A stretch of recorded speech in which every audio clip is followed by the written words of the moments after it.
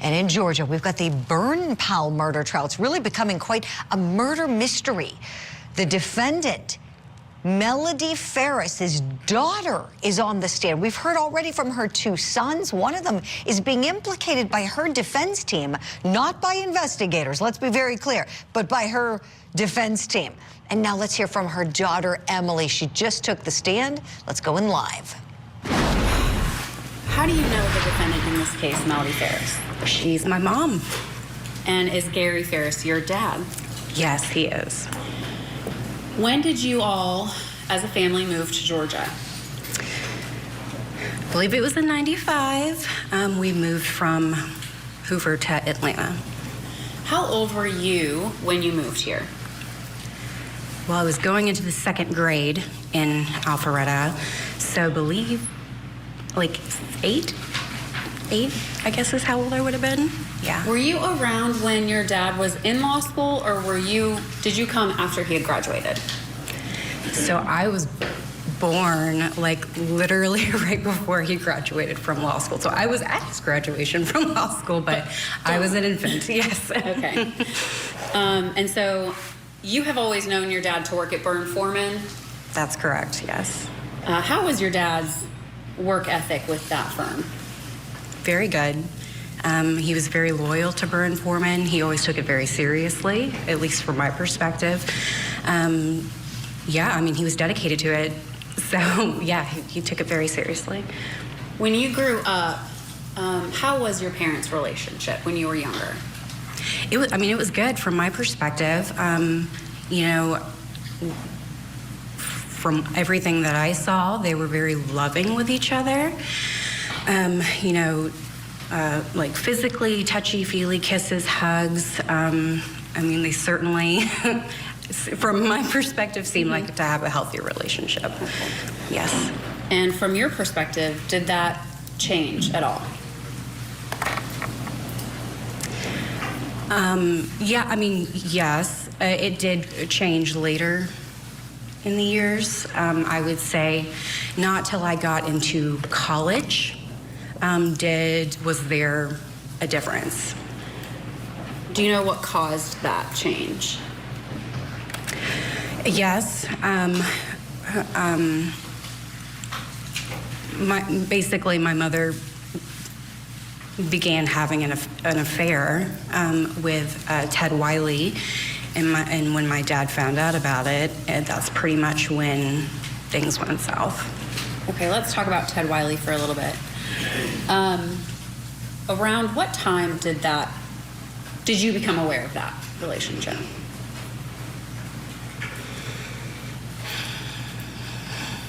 Probably 2009, maybe? 2008, 2009. I specifically remember when I found out about it. I just can't remember exactly the year, but I think it was 2009. Sure. How did you find out about it? My dad called me. He called me. I was working, and he called me when I was working, and I took a break to talk to him. And he told me that my mom had moved in with Ted, and that they were in a relationship. And that was pretty devastating. Who was Ted Wiley? How did you know him? So Ted, sorry. That's okay, take your time. Ted dated my Aunt Sherry, who is my dad's sister. We've been together for a very long time. I mean, like, I remember Christmas gatherings when Ted was around when I was like 7. I mean, he's been around for a very long time. But Ted was dating my Aunt Sherry. Yes. And you had mentioned that your mom moved in with Ted, and that's the information that you had at the time. Yes. How long did she stay gone? It was quite a while. It was, I mean, certainly longer than a month. I want to say it could have been like 3 months. We couldn't really get a hold of her during that time. And, you know, it was so long ago, it's a little bit of a blur, but it was a good chunk of time for sure.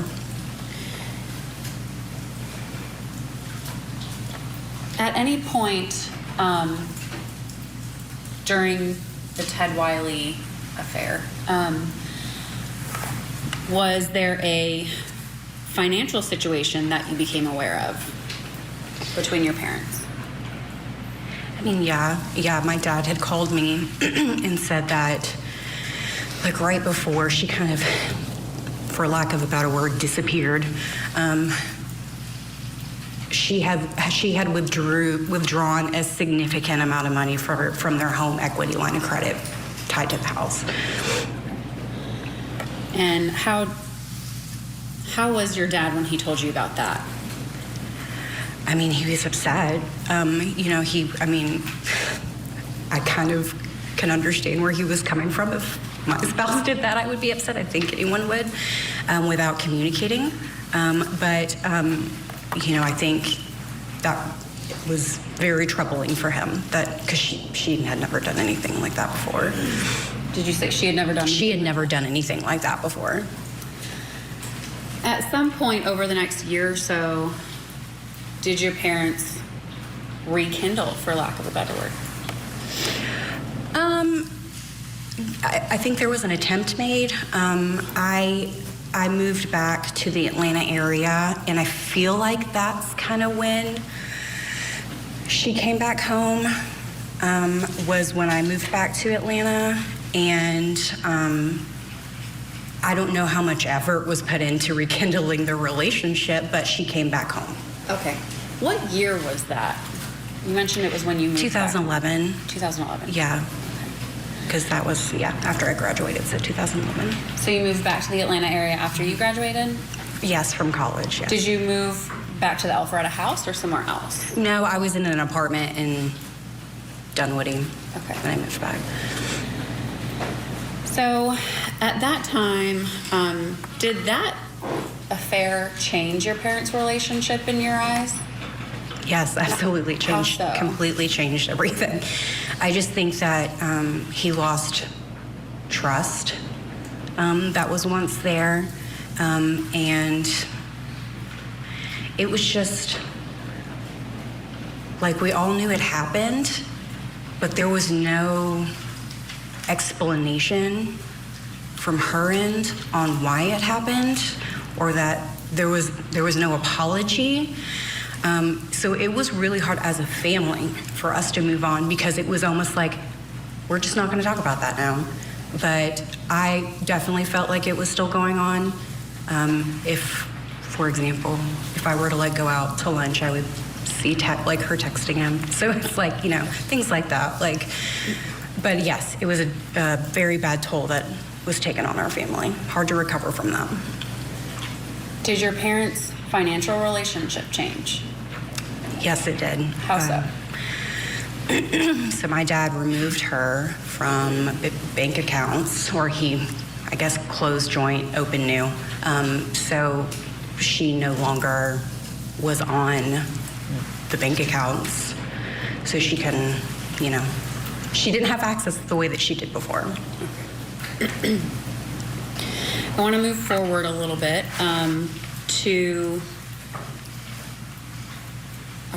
let me ask you this. When did you move to Tennessee? 2015 is when I moved to Tennessee. So your parents had the farm when you moved to Tennessee? They did, yes. Were you around when they were making the decision to purchase the farm? I was. What was your understanding of why they moved out of Alpharetta into a farm? Well, I think it was probably a good try to start over. When my mom was in Florence spending time with Ted, he had horses, and they would go horseback riding. It was a pretty big deal. And my mom seemed to really enjoy that. So I think buying kind of like a horse farm was kind of like my dad's way of trying to make her happy. I know that's a little strange, but I just think it was a chance to start fresh. I think from his perspective it was that, but I don't, I don't know why together as a couple they decided to move, but yeah, I think it was a chance to start over, for sure. So then you moved to Tennessee after they moved into the farm? Did you, would your mom visit you in Tennessee? She would. And at some point, did you get married in Tennessee? I did. Yes, I did. And, well, before that, did your mom kind of rekindle a relationship with her cousin Martha Jane? She sure did, yes. Tell the jury about that a little bit. So, I can't really remember what year it was that Martha Jane had surgery. I'm sorry, I do not know what kind of surgery she had. But my mom kind of volunteered herself to go up there and help her with that. That, from that point, is when the relationship with Martha Jane came about and became stronger. Where did Martha Jane live? Tullahoma, Tennessee. And did you ever go with your mom to Tullahoma? The only time I ever went to Tullahoma was, I think it was once. We were going to go visit my grandmother, my mom's mom. I think it was for Mother's Day. It was going to be like a Mother's Day kind of visit. And so I drove from Franklin, Tennessee to Tullahoma, Tennessee to ride together with my mom and Martha Jane to Florence, Alabama to visit my grandmother. And I believe that was the only time that I ever visited there. Okay. So you fast forward a little bit, end up getting married in Tennessee. Yeah. Tell the jury a little bit about what happened at your wedding. I mean, it was a good wedding. I was the bride, so I was a little, I was like probably in another world compared to everyone else. But our family was there, obviously, and everything was pretty normal with the wedding, but I don't know. I guess Rusty Barton came to the wedding. I knew he was invited. My mom included him on her guest list. He was there, and at that point, we were kind of aware that maybe something more was going on with him, between her, my mom and Rusty, and he came to the wedding.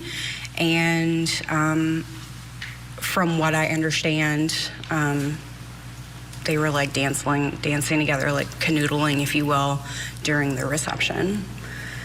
You mentioned that you all sort of knew prior that something may have been going on. How did you know that? Well, she would like talk, like, so before I even moved to Tennessee, if like I was like out with her, like if we were like running errands or going shopping or something like that, like she would talk about Rusty. Like she would just like bring him up, and she would say something about like, oh, he's such a great grandfather to his grandkids, or blah blah blah, and I was just like, okay, like that's nice. But I don't know, when I told my mom that I was moving to Tennessee, I expected her to be upset, and she wasn't. She was almost giddy, and that to me was like another sign to me that it's like a reason for her to go to Tennessee, is because I'm up there now. And then there was one night after we had moved to Tennessee, my sister was in town. She was working for Tory Burch at the time, and she had to help out at the Green Hills location. And so she was staying with me, and we had planned a dinner with my mom, and I believe I knew Martha Jane was going to go, and they were going to drive up from Tullahoma to Franklin, and we were going to go to dinner.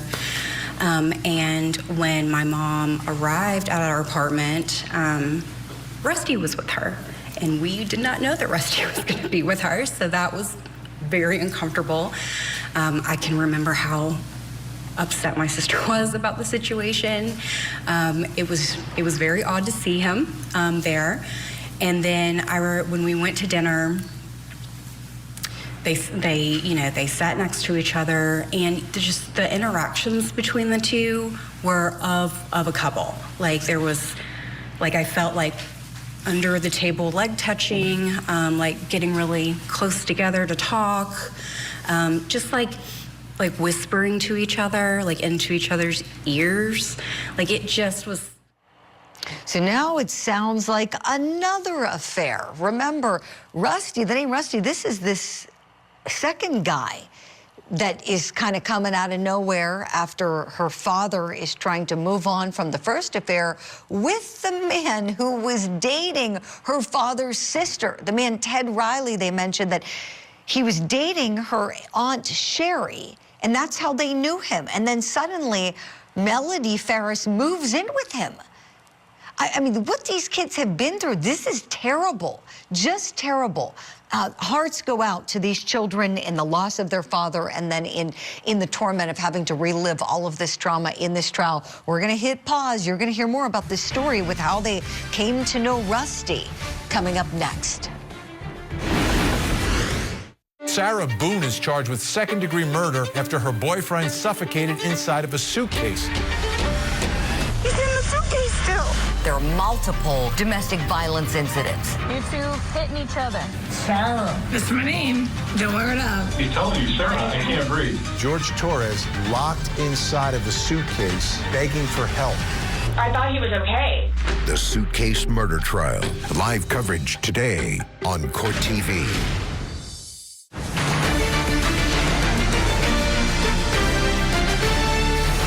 Welcome back to Court TV Live. I'm Julie Grant. Let's get you back into the courtroom now. Things are getting intense in Georgia in the burn pile murder trial. So we've got a witness on the stand who is the daughter of both the victim and the defendant. And she's detailing what's starting to sound like affair number 2 that her mother had while married to her father. Let's go back in.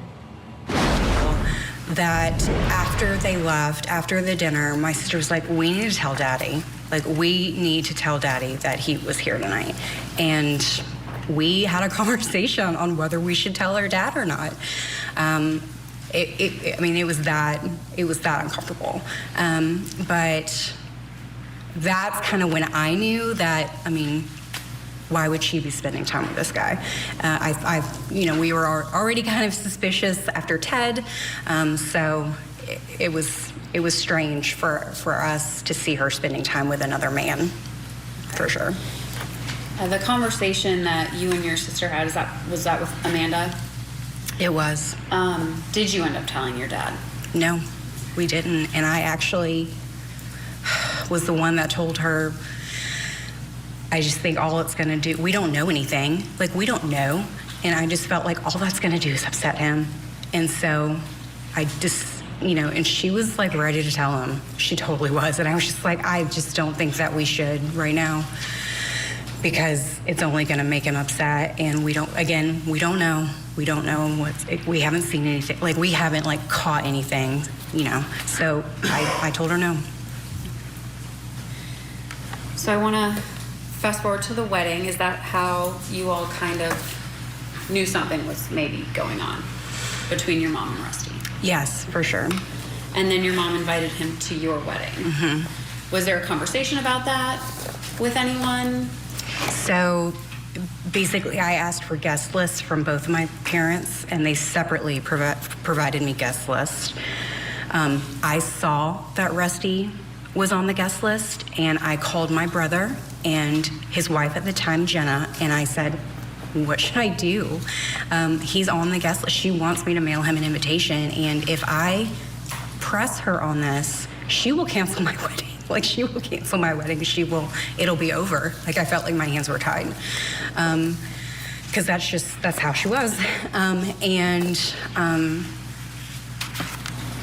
They said, why don't you just send her guest list to Daddy? just so he can see it. And so that's what I did. I emailed it to him. And I think in the email I said, here's her guest list. I just wanted you to see who all she's inviting. And he never actually responded to my email. Can I approach the witness, Your Honor? Okay. I'm going to show you State's Exhibit page 1 through 10.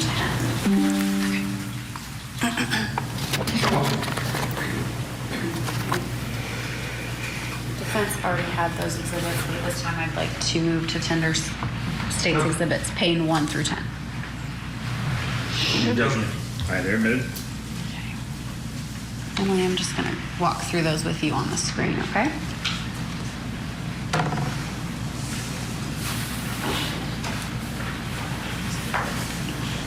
The first few are, well, I guess they're all, these are pictures you provided the state from your wedding?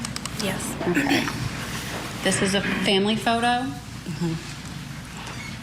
Okay, and that's your mom in the kind of silverish dress? It's like a blush pink, but yeah. It was a blush pink. And then who's this next to you? That's my sister Amanda. Okay, and Scott, and your dad? Right. Chris and Jenna? Yes. Okay. That's you and your dad. Okay, so what are we looking at? Who are we looking at here? So obviously that's me, that's my husband Chris, and that's two of my husband's friends. Jason, I can't remember his name. Sure. And oh gosh, her name is blanking on me too. But they're Chris's, like colleagues of Chris's. So they And were your husband's name was Chris too? Yes. Okay, so you're talking about your husband Chris. My husband Chris. I'm sorry, my Chris. No, that's okay. We Sorry. should have explained that to the jury. And you sent us this photo. Who is this back here in the background? That's Rusty Barton. Okay, and who's that right there? That's my mom. What year did you get married? 2016. And this is you and your husband dancing? It is, yes. And right here in the background, who are these two folks right here? That's Rusty and my mother. And some more pictures of you and Chris dancing. And is it the same, your mom and Rusty back here? It is. When you got these photos back, did you notice? Oh, yes. I noticed that. And is this the same, your mom and Rusty right here? It is, yes. And then I want to draw your attention to, well, who's this right here? That is Chad, Bruce, and Ella, my niece Ella. Okay. And this is you and Chris? That's right. And then over here, we have what looks like Mr. Barton. That's right. And do you know who this is in the black or the dark color dress? Maybe blue, I don't know. Yes, that was, her name was Sherry. She was a friend of my mother's, also a neighbor. And then is that your mom in between the two? You can see her dress in between? Yes, that's her. Okay. And who are we looking at here? So, starting from the left, that's Chad Bruce there. Okay. In the sunglasses, that's Rusty Barton. That's my bridesmaid, Natalie Keene. And then that's Sherry, my mom's friend and neighbor. Okay. And then who do we have here? It's my mom and Rusty. And then who's that back there? That's my dad. Who are we looking at here? So that's Rusty in the red tie there. My dad is to his left. Right here? And then, I don't know who that is. Right there, that lady. Okay. I don't know if that's Sherry or not. And so those were photos that were taken at your wedding. Yes. After the wedding, did anyone discuss Mr. Barton's presence? I mean, amongst your family, were there conversations? What was the fallout? Yeah, not with me. My siblings actually did a fabulous job not making me aware of the situation while it was going on during the reception. I, was talking to everyone in the room. So I honestly, during the reception, did not notice You that weren't paying much. attention to that. Yes. And so even like that after the wedding was over, I didn't think about it. I didn't think about it at all. Even like my mom came up with Sherry to bring something to me after we had left, and I went down to the lobby and met her and Sherry, and like I didn't think anything of it then, but I think it was in the days after the wedding. It was, I think, my brother Chris that brought up the anger that everyone was feeling during the reception. There was a lot of my siblings like staring down the situation. I know my sister told me that she was like almost having to be held back. She was so angry at her behavior with Rusty on the dance floor. Like she almost wanted to, like, I mean, it was a reception, we were all drinking. But, you know, she was, you know, very angry, and Chad almost had to like hold her back. And there's just like, they were telling me things, and I like would think back on the reception and like remember glimpses of interactions. I didn't know what was going on, but like I remember my sister like almost looking like she wanted to like do something, and like Chad kind of like calming her down. But you know, my brother did tell me that like later, I can't remember how long it was after the wedding, but we were, I think, all just at that point discussing it, like, can you believe that? Like, oh my gosh, that was so crazy. And then like my brother Chris was like, well, we had gone to eat before we left town, and Daddy said that's the last time she's ever going to embarrass me like that again. I mean, I can only imagine how devastated he was by that.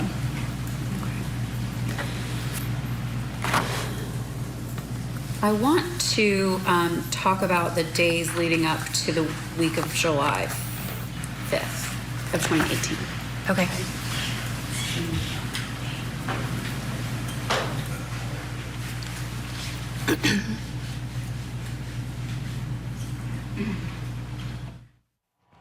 Oh my, this is really something, this testimony. This is like something out of a fiction novel, yet it's real life. It happened to this family in Georgia, the family that was held together. One of the sons said the dad was like the glue.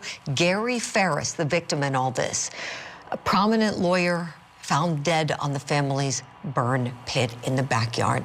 We're gonna hit a break. When we come back, we'll hear more from daughter Emily live next.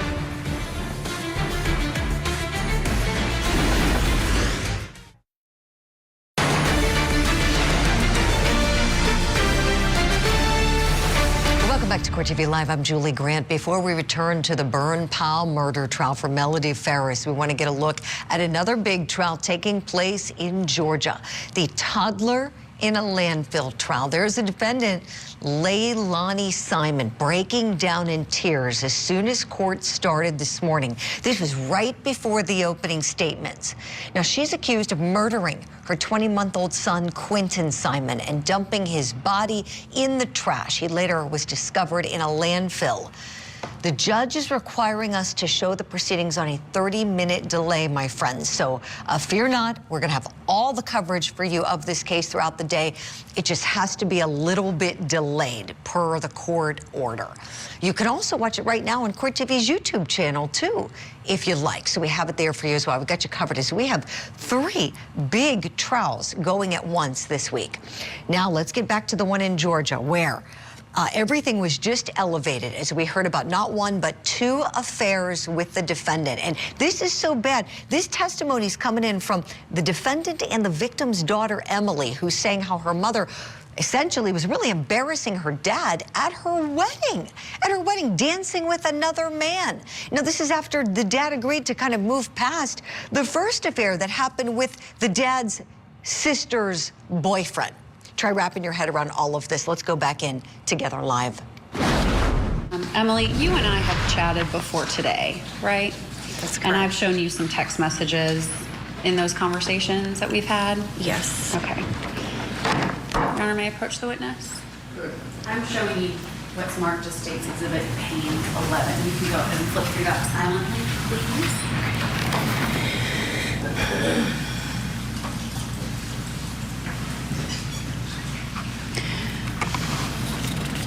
And before we get to pane 11, State's Exhibit. I know, I'm showing it. Thank you. And before we get to this exhibit, what did you have going on in 2017? I had a baby.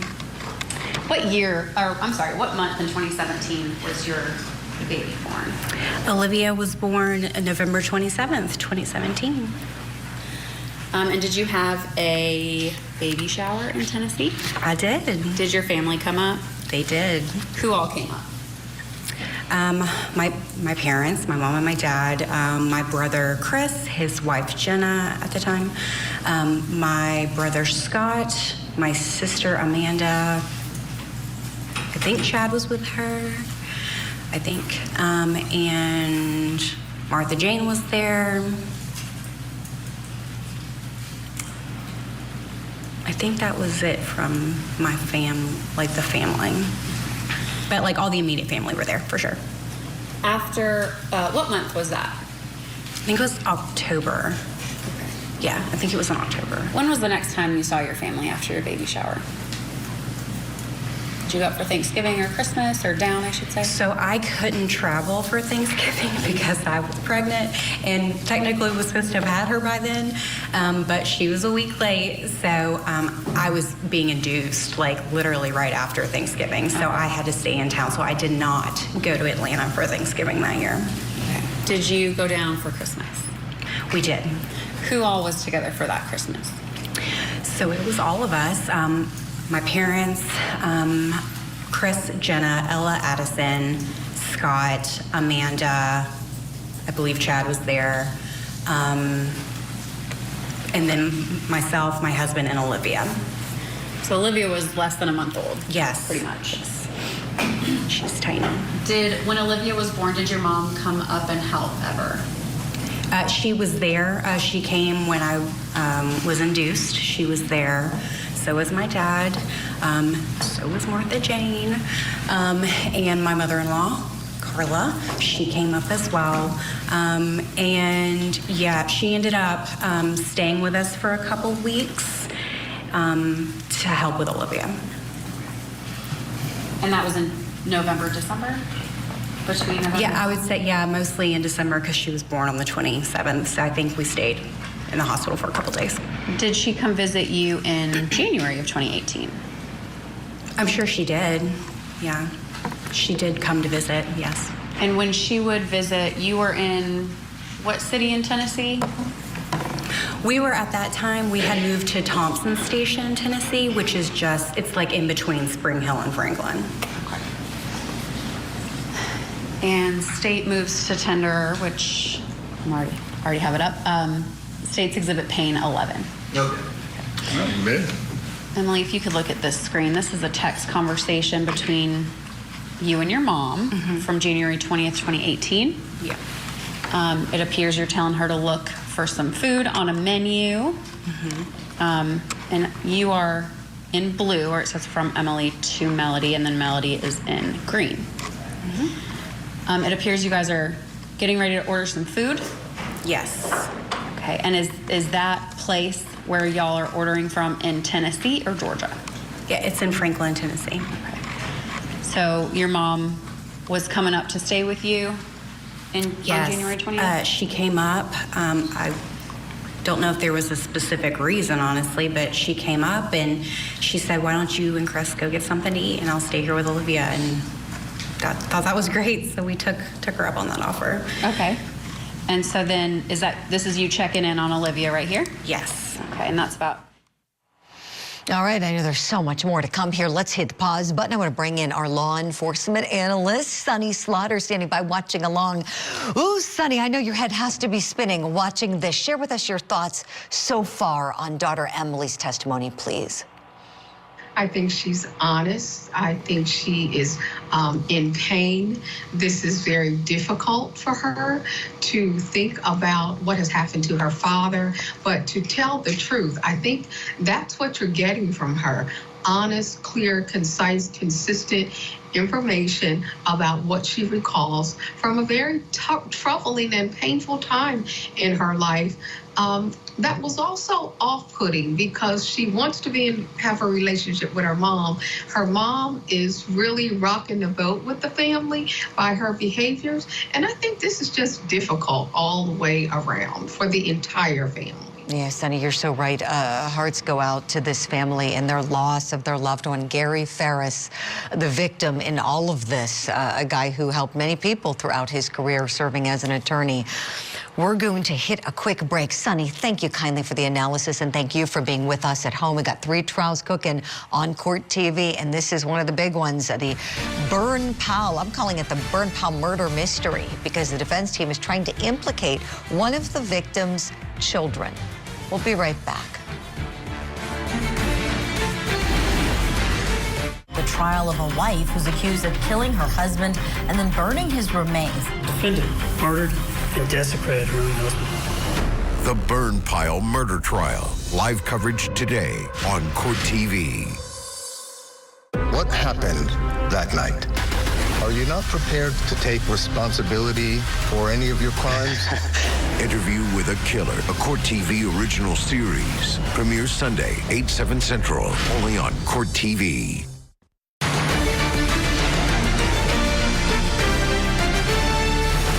Thanks so much for spending part of your Monday morning with us. I'm Julie Grant. Before we get you back into the courtroom in Georgia, I want to tell you about a brand new true crime series coming to Court TV that you are going to love. Watch as journalist David Scott confronts convicted killers, some of them for the very first time, about their crimes. It's called Interview with a Killer, and it begins on October 20th here on Court TV. Now let's go back to the Burn Powell murder mystery case. The daughter of the defendant and the victim on the stand right now. Things are building. They talked about 2 affairs with her. Now we're going to be building to the dates in question when her dad was killed. Olivia's laying here talking. She's very talkative today. And then you let her know when you're about to leave the restaurant. Is that you and Chris? Yes. Okay. And then the next thread, it looks like there's a little bit of a break.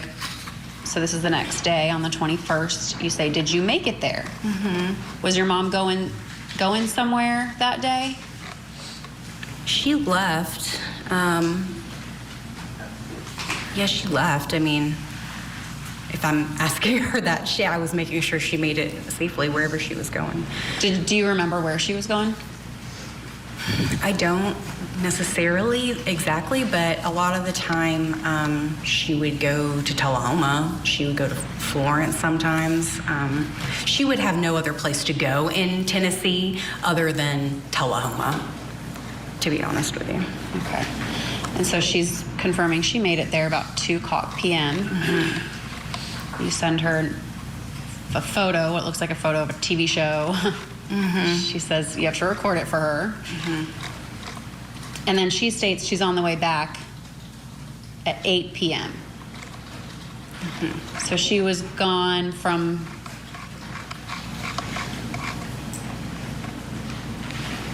what looks like about 2 p.m. Did you make it there? So she may have left a little bit before that. Till 8 p.m. she started coming home. Is that your understanding of that? Okay. Yeah, and I mean, that makes me think that she was probably in Tullahoma because of that time range. Especially leaving at 2-ish, she would normally would not go to like Florence to see her mom. Like she would have left really early in the morning to do that just because of the nursing home hours and things like that. So that makes me think that maybe it was Tullahoma that she went to. Would you go with her to see her mom sometimes? Yes, not all the time, but like we went and brought Olivia.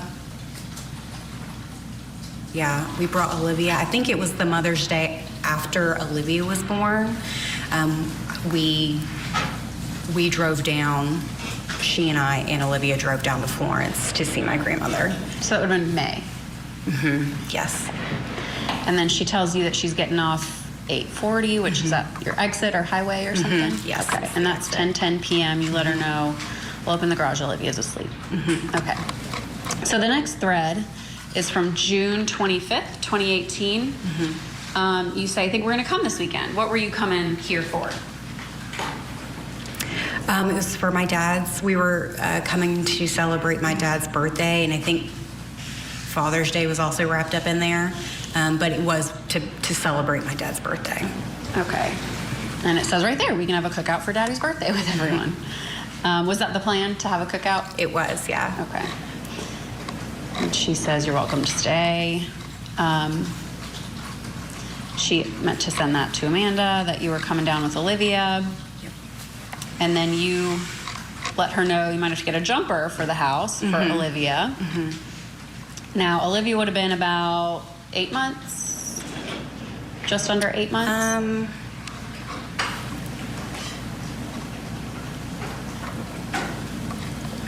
About 7 months, yeah, so Okay. 7, 8 months. Sorry, I had to think about that for a second. You let her know that it'd be helpful to have that for Olivia.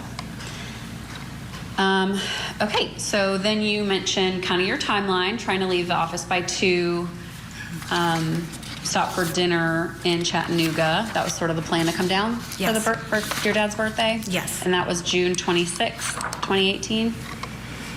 Yes. And she confirms, and that she confirms they bought the jumper.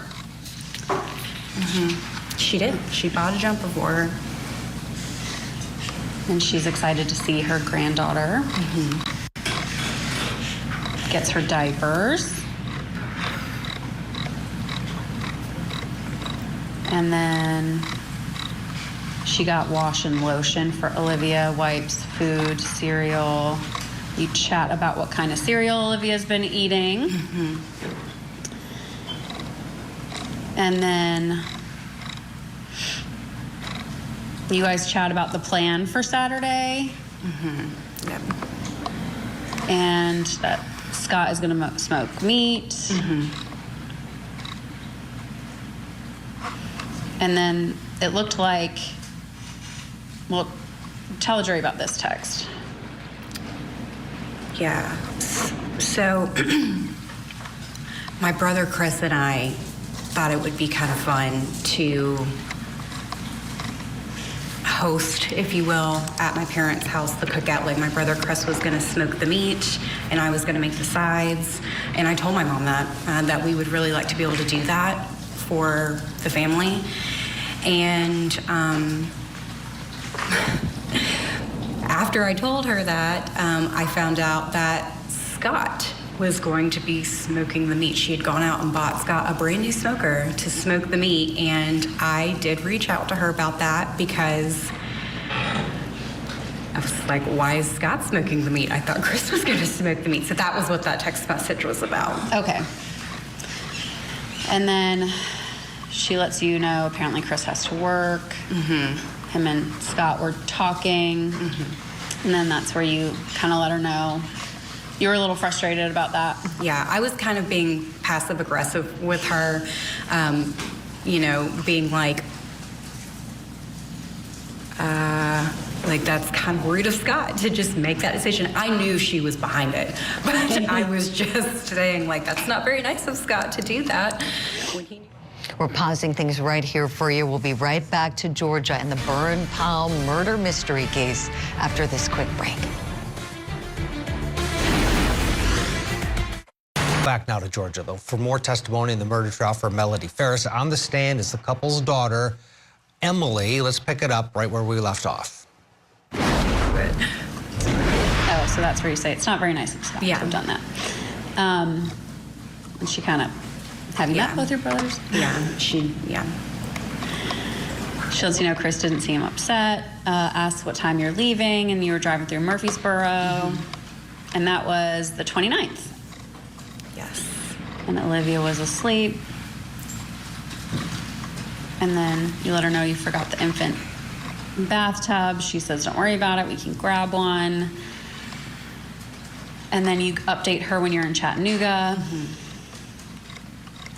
All right, she tells you to be safe. Do we need anything? We're on the way back to the house. And then Melody says, going to get ice. And then this must be, okay, so then you arrive at some point, I guess, did you arrive on the 29th or 30th? I'd have to look at a calendar. We left on a Sunday, so I believe we got there on a Friday.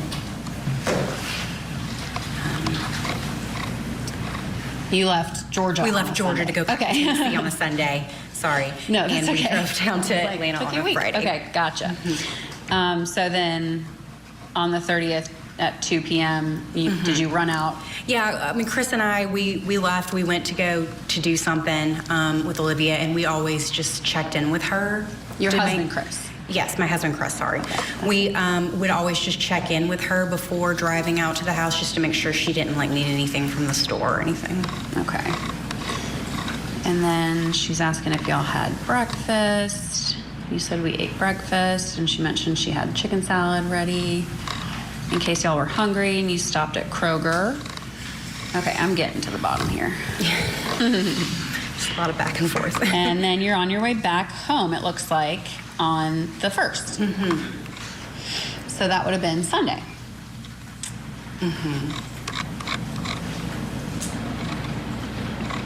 And then she's checking in on Olivia. And then you get, okay, so at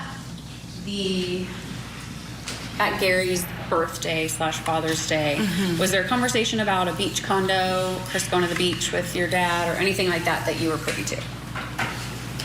I mean, I knew that they were going to the beach. They had invited me to go, but I did not have the time off from work, so I wasn't going to go. But yes, I was aware that they were going to go to the beach. Okay. And so you left on the 1st, and on the 2nd, looks like your mom texts you about that beach. A beach trip. Can you read that, please? Just giving you a heads up about things. Chris continues to charge his cable, phone, and airline tickets to Gary's checking account. Charged their honeymoon and their beach trip year you got married to us as well. Now another beach trip. After I told him no, and and why. After I told him no and why, he never paid back Jenna's ring that was financed by us. I have had it. I'm taking measures to stop this insanity. So you received that on July 2nd, so that would be the Monday before your dad's remains were discovered? Yes. Okay. When you received this message, what were you thinking? I thought it was intense, to be honest with you, but I thought it was intense. I don't even know if I responded to her, honestly. I know I sent it to my brother, Chris, just to kind of give him a heads up of how angry she was. Okay. I want to chat about generally the finances in your family and your father, his knowledge and control of that. What was your perspective, or what did you know about your father's oversight of the family's finances? Did he have a routine? Would he chat with everybody about what they were spending? I just know, I mean, he was such a, like, he always had his habits. So growing up, it was Sundays. He would go down to the computer and he would check the bank account. And usually, like, Sunday's the day that, like, you, like, don't upset him because he's about to get upset about the checking account. I mean, if ever there was any arguing between my parents, it was usually with how much money my mom had spent that week during just shopping and stuff. I don't know if he continued to do that after we had all essentially moved out, but he looked at it. I wouldn't say he would do it every day. He's a very busy guy, but he looked at it on a weekly basis. I want to talk about your house in Tennessee that you and your husband purchased. Tell the jury a little bit about that and how your dad had to get involved. Sure. So in We bought that house in 2016. So anyway, you know, my husband and I, we were getting married. We decided that we were ready to buy a house. So we started looking at a house, and we found one in Thompson Station, Tennessee, and we were going to purchase it. All was good until we got to the underwriting portion of the mortgage application, and we discovered that my husband was not going to be able to be on the mortgage because he had a previous judgment against him that would keep him from being eligible. So I pretty much went into panic mode. As a first-time home buyer, I was like, oh my gosh, like we've already invested all this money. We have not only done the down payment, but we've upgraded and things in the house. It was a new build. So we had put a lot of money into it, and so I was very nervous about losing it. So, I mean, my husband reached out to me, and he was very upset that he wasn't going to be able to be on the mortgage, and I was like, let me just reach out to my dad. He will help us. And so I did. I reached out to my dad, and I said, this is a situation, like, is there any way that you're willing to be a co-signer? Because, you know, my husband and I both worked full time. He had the higher salary of the two of us, so myself alone on the mortgage would not have been enough.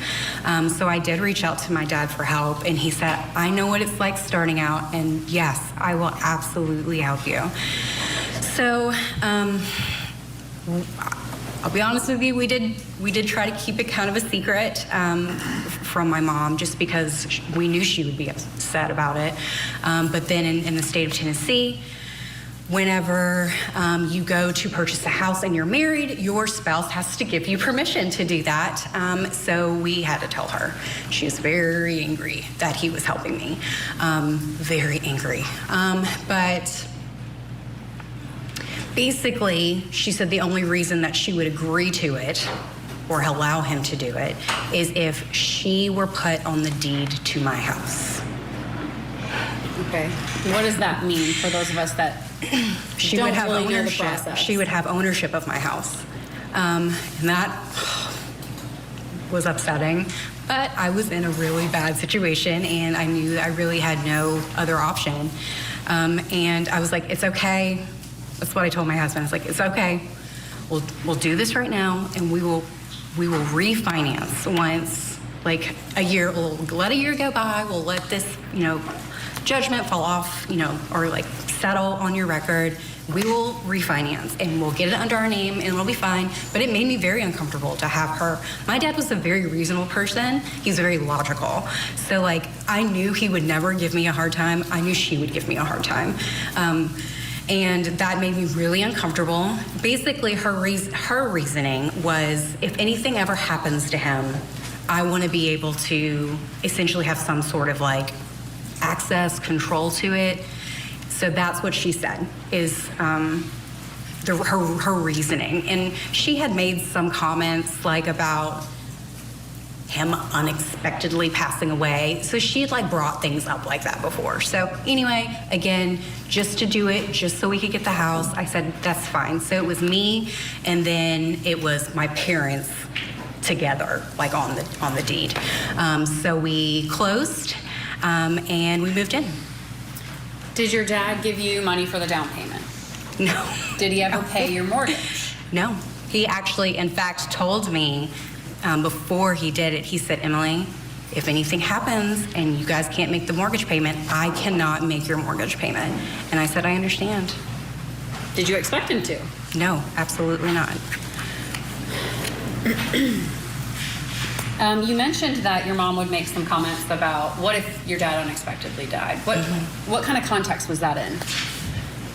It was more like there was, my dad was having these like medical health issues where he would feel, they would call them spells, but he would like feel like he needed to lie down, like he didn't feel well.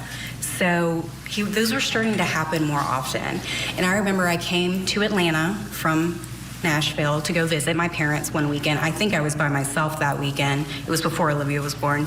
And my mom and I had run out to like go to a local nursery, and we had come back, and we were in the car, and she said, like my dad's health came up. She brought it up, and she said, I'm not on any of the bank accounts. And I said, well, yeah. And she said, well, like what will happen if he like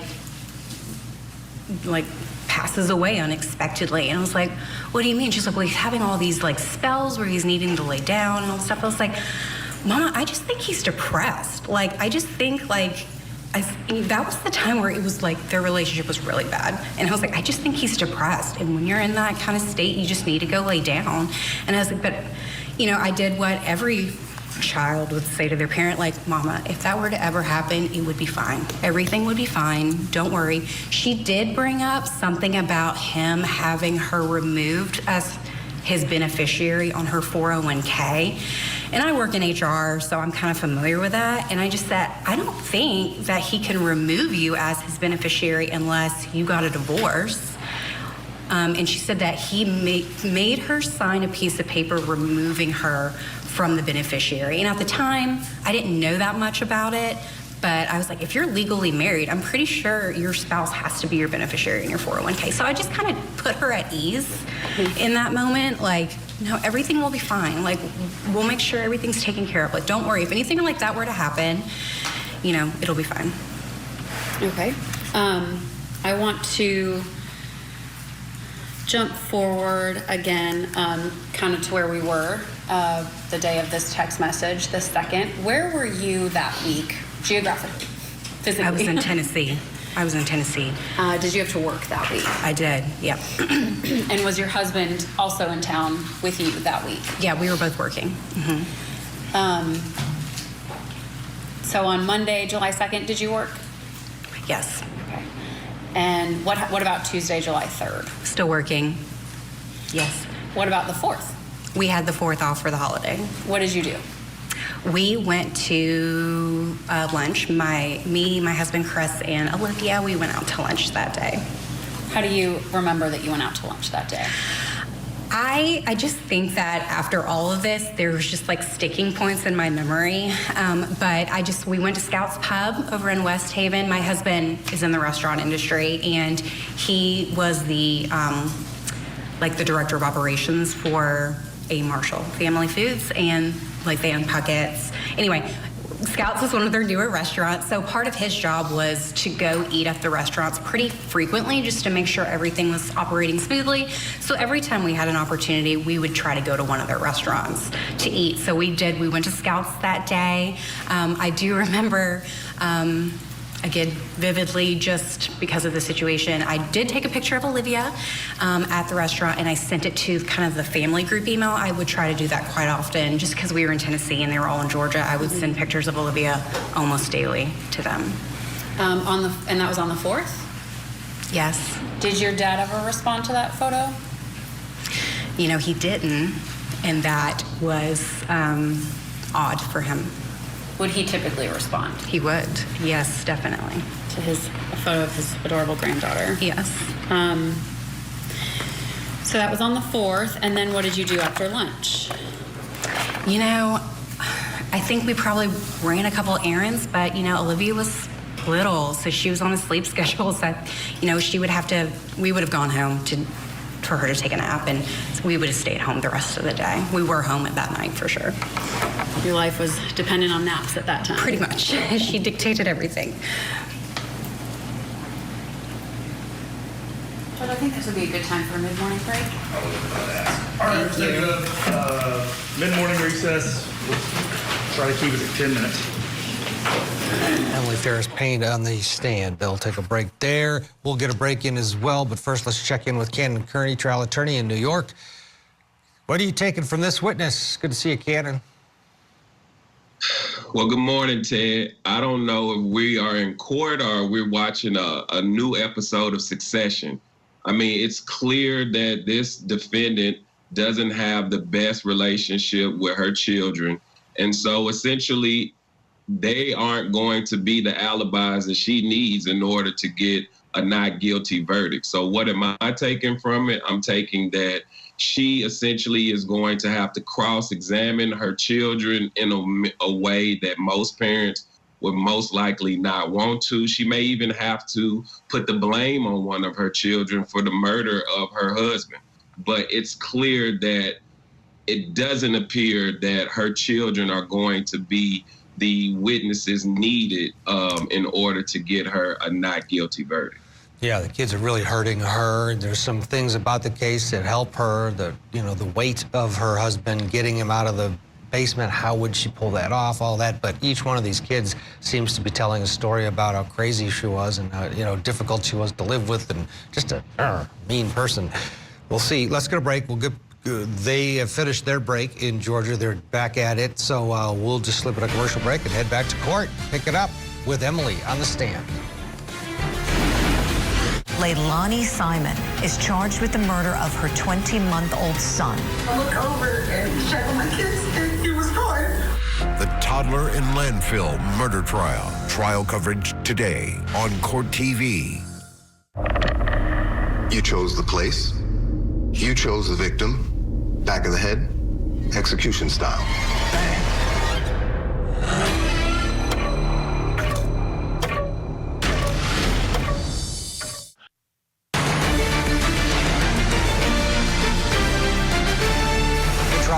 Accused of killing her husband and burning his remains continues in the state of Georgia. Prosecutors say that Melody Farris shot and killed her husband Gary in 2018. His remains were found in a burn pile on the property of the family. The defense says the investigation is flawed and questioned how Melody could have moved her 300-pound husband onto that burn pile.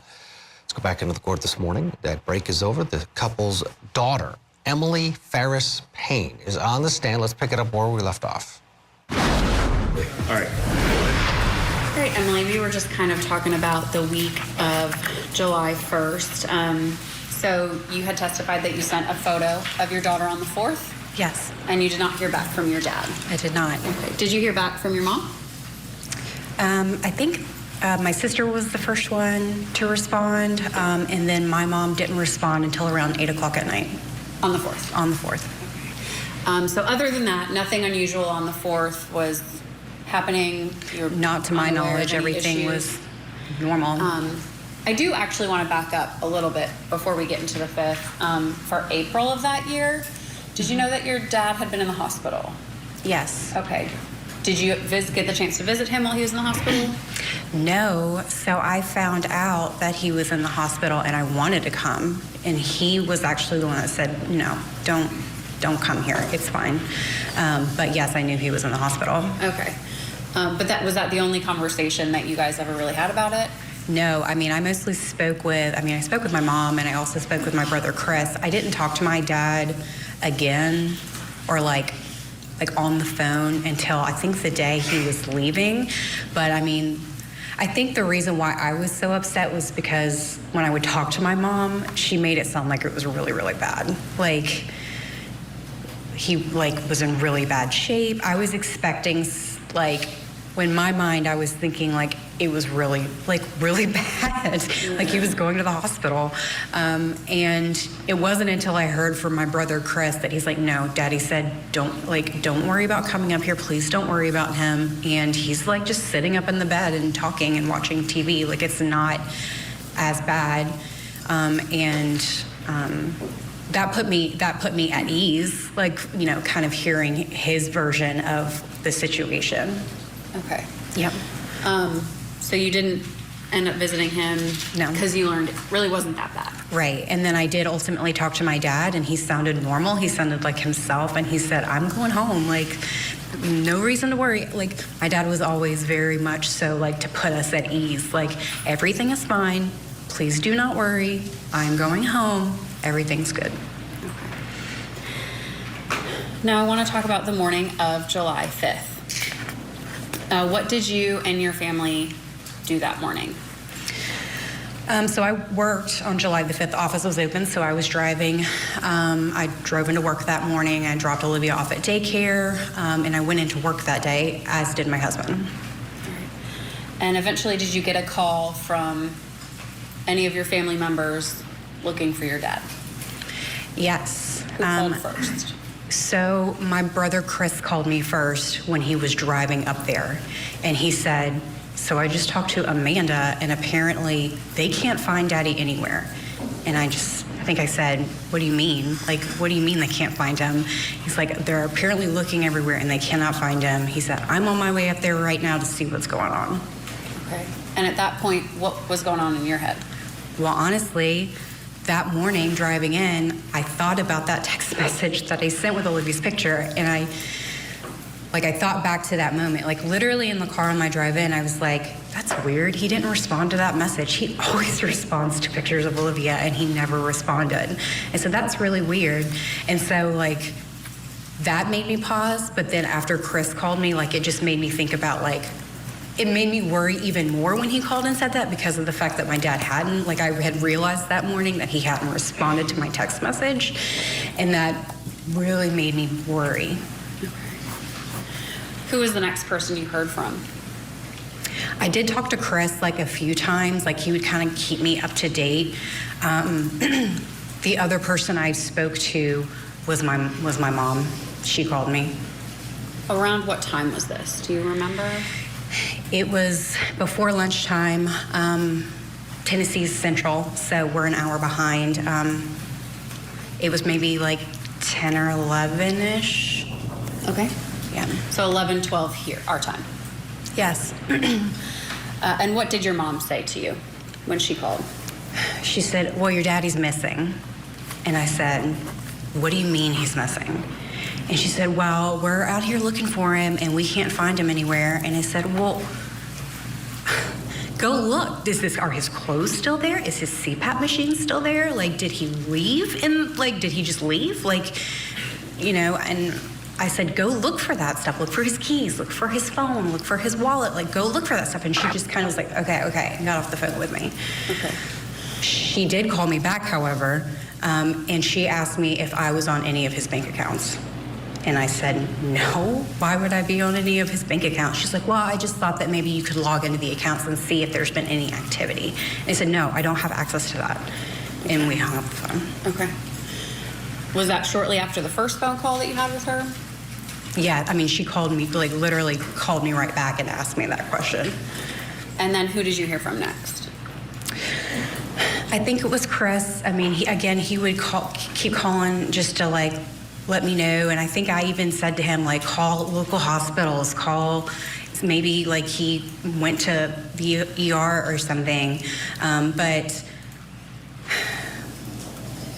I know that when I, like, first got word that he was missing, I called my dad, and it went to voicemail.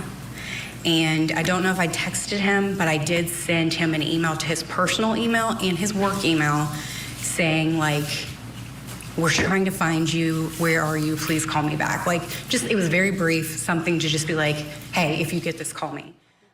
Emily Farris talking about getting the word that her father was missing. Of course, he ended up dead soon after she would find that out. We'll get a break. Well, let's head back to day 6 of the murder trial for Melody Farris in Georgia. Prosecutors believe that she fatally shot her husband, Gary, then burned his body at their home in 2018. The defense says she couldn't have done it. Gary weighed 300 pounds. How is she going to get him out of the basement and throw him onto that burn pile? No murder weapon was recovered from the property. Let's head back into the courtroom now. We're listening to the very compelling testimony from the defendant and victim's daughter, Emily Farris Payne, talking about that time period when she found out her father was missing. The next call I got was from Chris.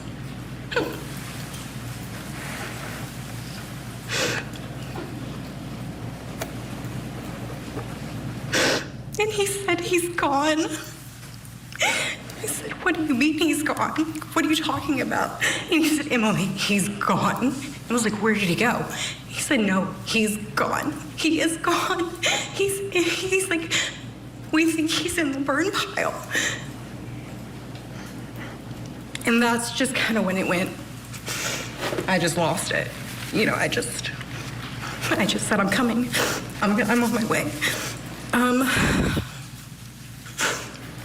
And And then I think I talked to my sister Amanda, and she was very upset.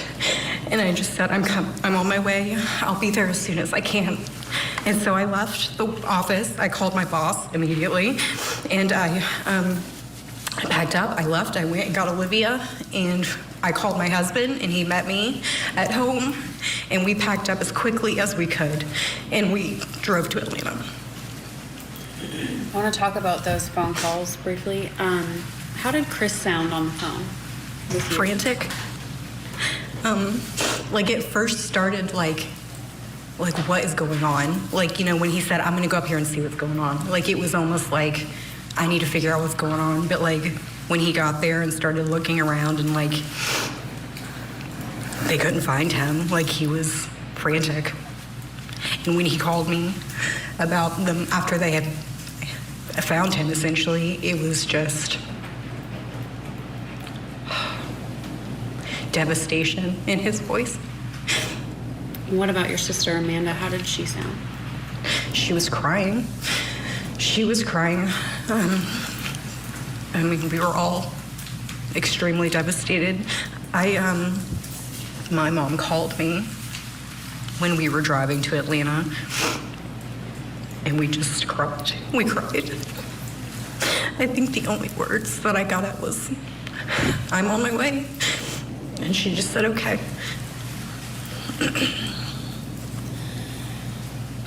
And so when you arrived to the house, do you remember what time it was, to the farm, I should say? Yeah, it was early evening. The sun was setting, but it was early evening when we finally got there. When you arrived, what was the feeling, the vibe of the scene when you got there? It was very quiet. It was very, like, eerily quiet. Everyone was just standing around. No one was talking. And I was, when I got out of the car, I got Olivia out, and I just immediately handed her, I think it was to Amanda or my mom, and we were all crying. Just tears. Was law enforcement on scene at that point? Yes. Yeah. Do you remember speaking with any law enforcement on scene? I did eventually speak with Detective Hayes, yes. How long was that conversation? I mean, it was a pretty good amount of time, maybe 30 minutes or so. I can't really remember exactly how long it was. It was a good length. And while you were on scene, did you hear Scott mention anything about a gun?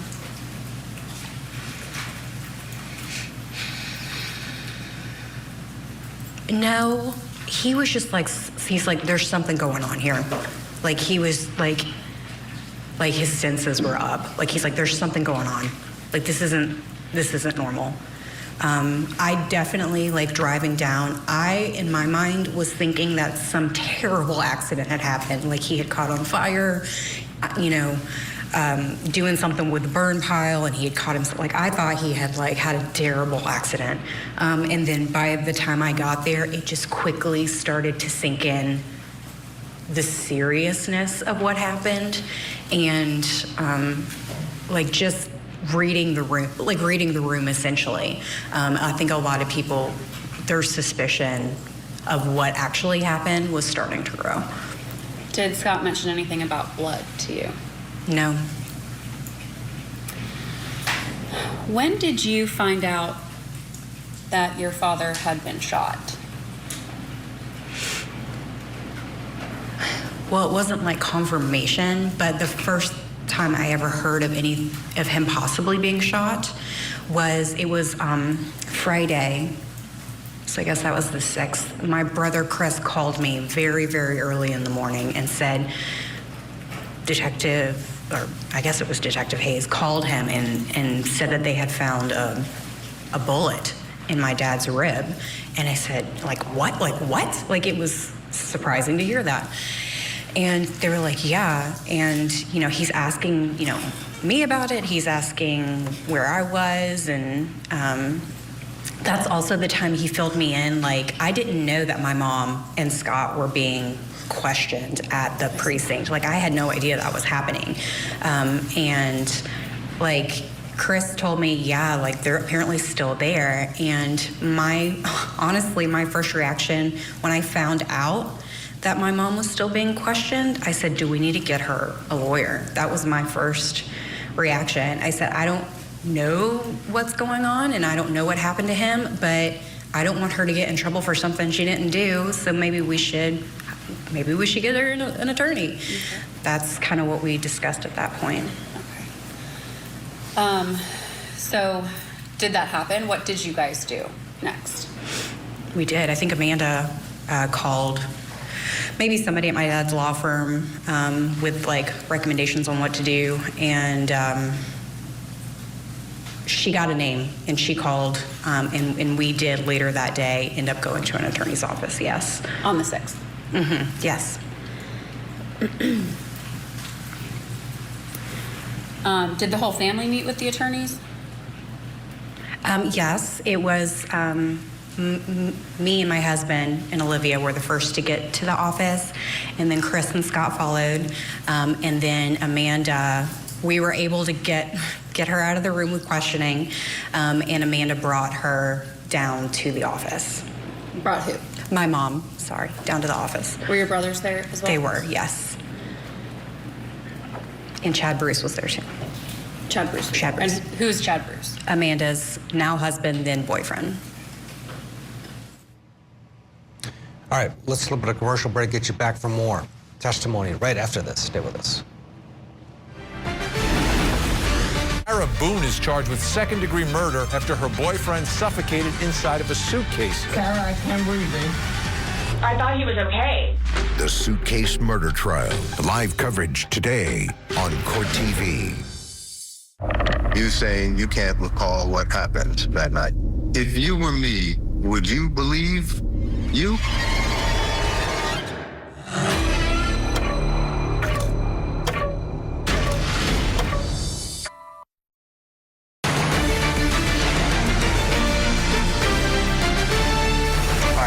To Georgia for more testimony in the murder case for Melody Farris, the 64-year-old charged with shooting and killing her husband Gary back in 2018. Investigators say his remains were found in this burn pile outside the couple's home on their property. On the stand is the defendant's daughter. She was in Tennessee when she got the word that her dad was dead. Talking now about getting mom a lawyer. After meeting with the attorneys,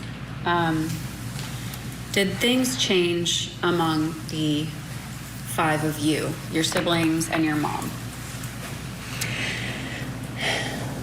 I mean, yeah, I guess so. I think something was brewing, I should say. That experience over that weekend, I know for me personally, definitely had me starting to lean towards somebody did this to him.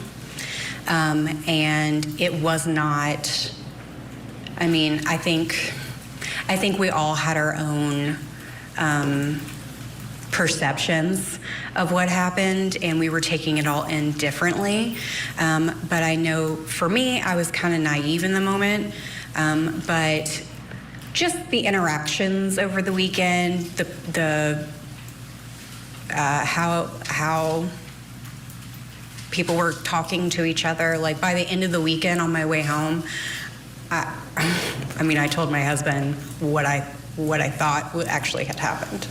So, you mentioned that you started realizing that someone did this to your father, but you had heard about a bullet.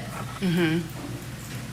So, were people not sure that happened? We basically had the attorney saying they could just be lying to you. It's not like they're not. It's not the truth of the matter asserted, Judge. It just goes to the feelings of the parties. Repeat the question. My question? Yeah. What made her essentially say, we thought this could possibly somebody did this to him? Why was there hesitation when there was a bullet found in his body? It's to explain why they thought the way they did. Okay, go ahead. I'm sorry, repeat your question. Sure. When law enforcement informed Chris that there was a bullet in his body, and you had mentioned that you were coming to the realization that someone may have done this to your dad, but knowing that there was a bullet in him, why did people still think that? Why did you think that maybe it was not a bullet? Well, the attorney, I heard the attorney say, like, they could just, I mean... Don't go into what the attorney told you, just what your response was. Well, Judge, it's not for the truth of the matter asserted. It's to explain why she thought that maybe he wasn't shot. I don't know that she needs to explain why she thought maybe he wasn't shot. She can just say that she wasn't sure because she didn't know. But I'm trying to get out why she didn't know.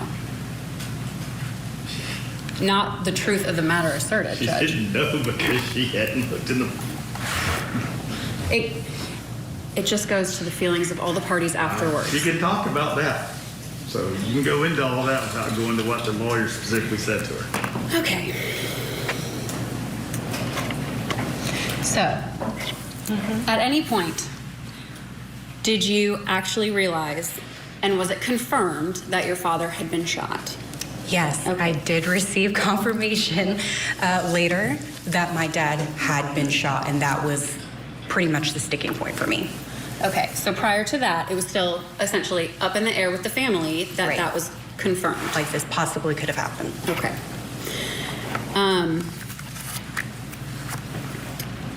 You mentioned that was a sticking point for you. What does that mean?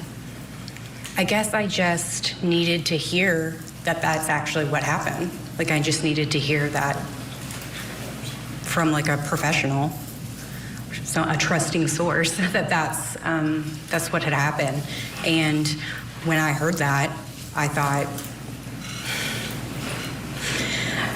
I mean, it just confirmed my beliefs. Okay. What was the relationship like between you and your mom after this? Before you found out about the confirmation of the bullets? I mean, it was normal.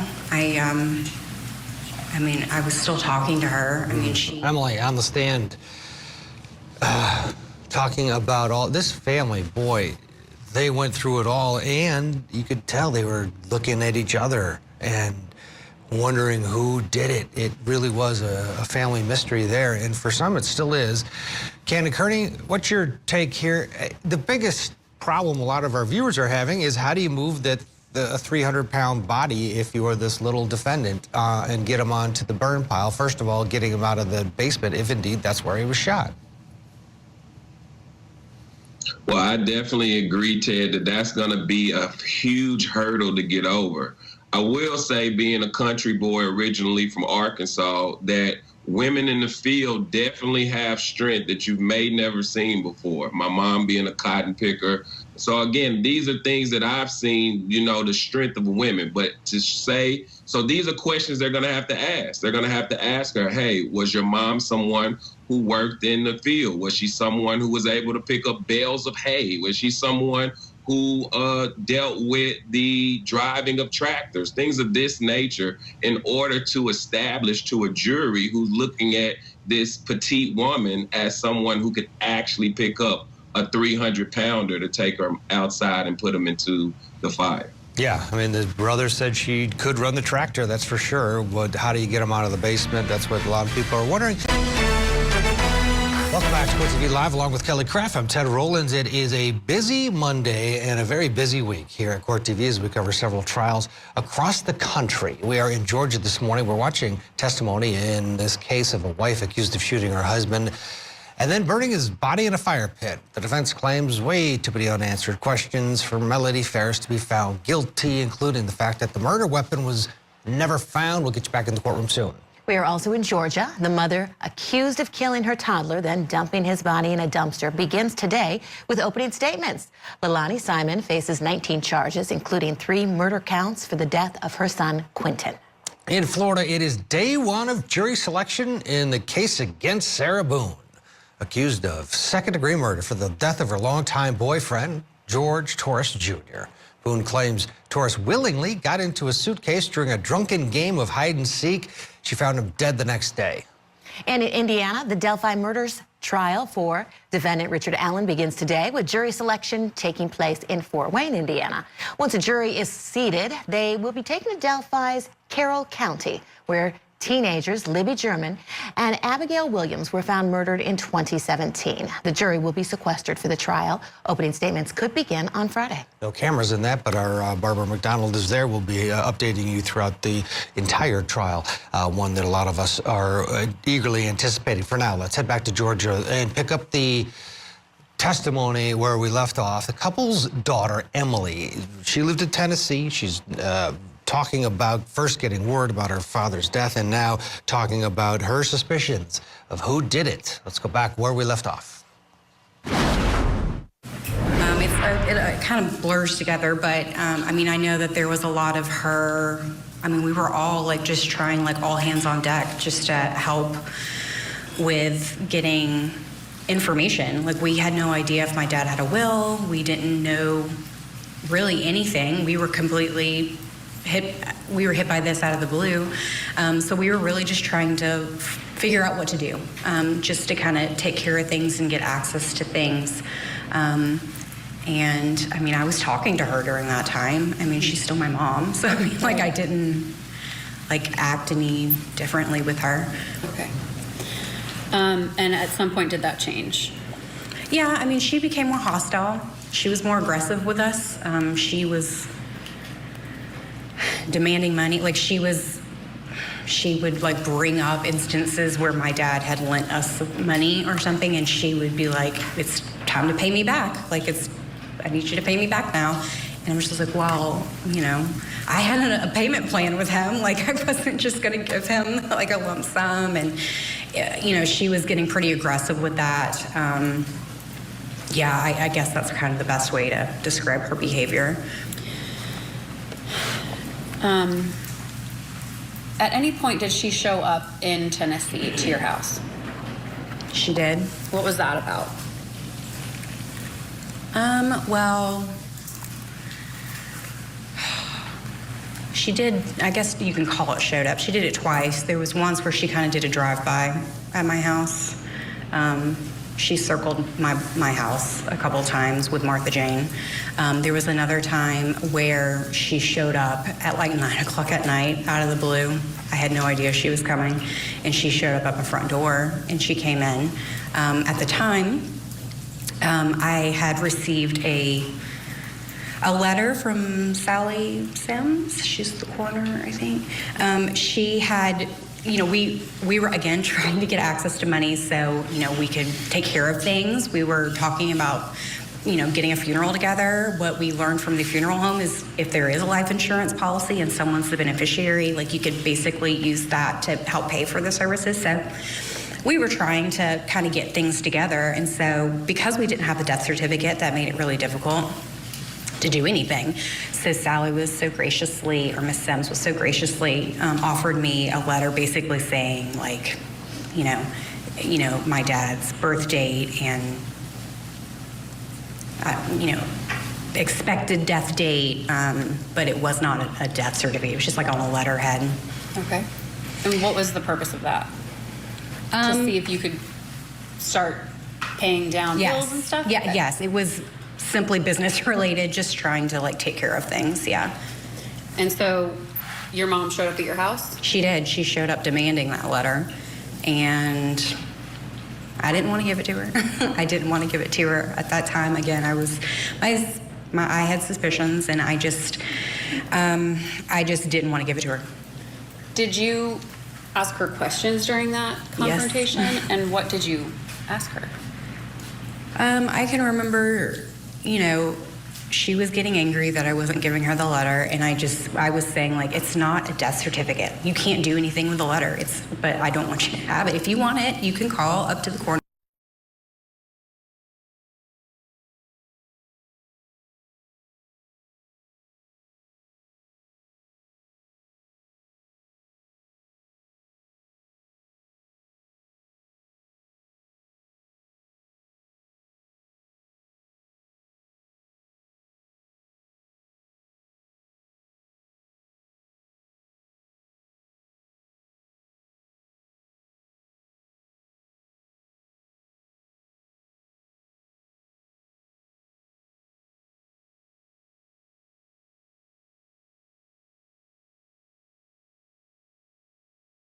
Not really. I think I was a little erratic at the time, but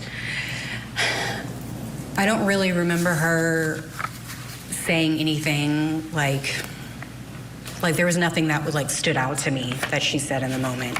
You know, ultimately she turned around and walked out. When was the last time you spoke to your mom?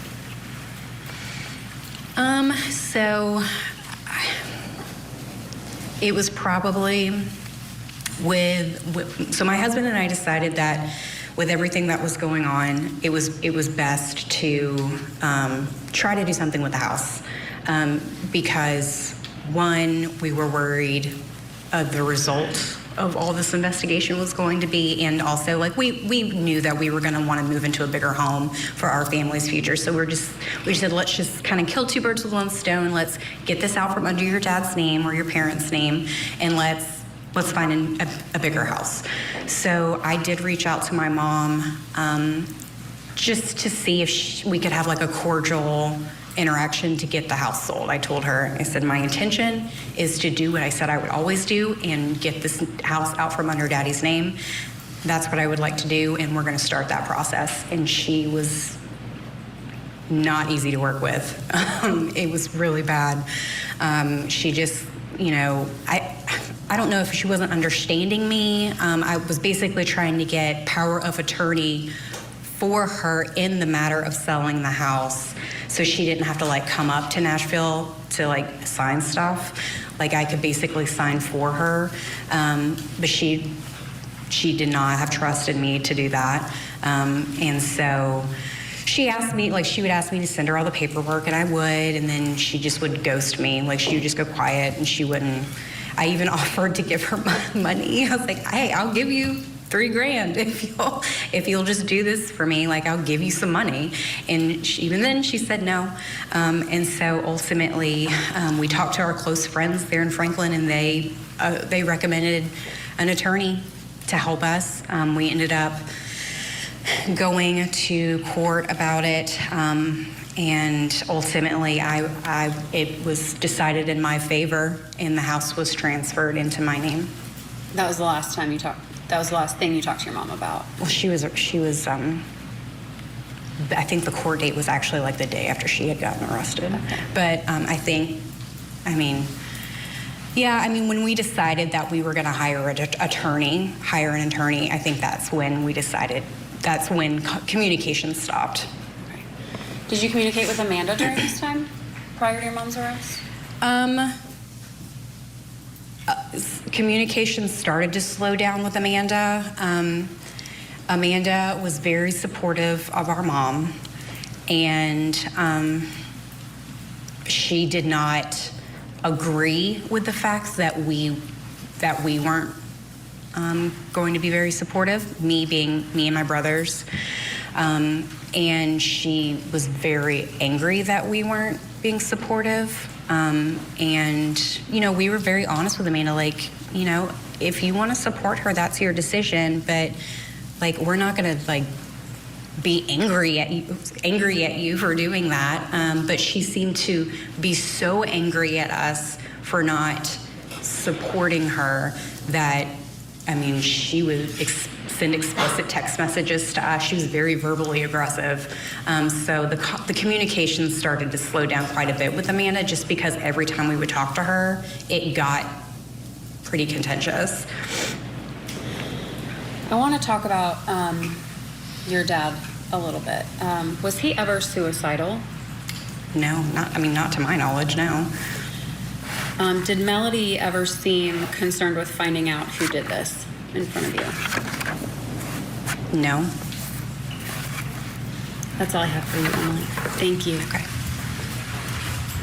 All right, that's great. Let's bring in our guest for this hour to discuss what we have seen so far. Joining us now from New York, trial attorney Cannon Kearney. Cannon, thank you for staying with us today. So we just finished up the direct examination. What'd you think of it?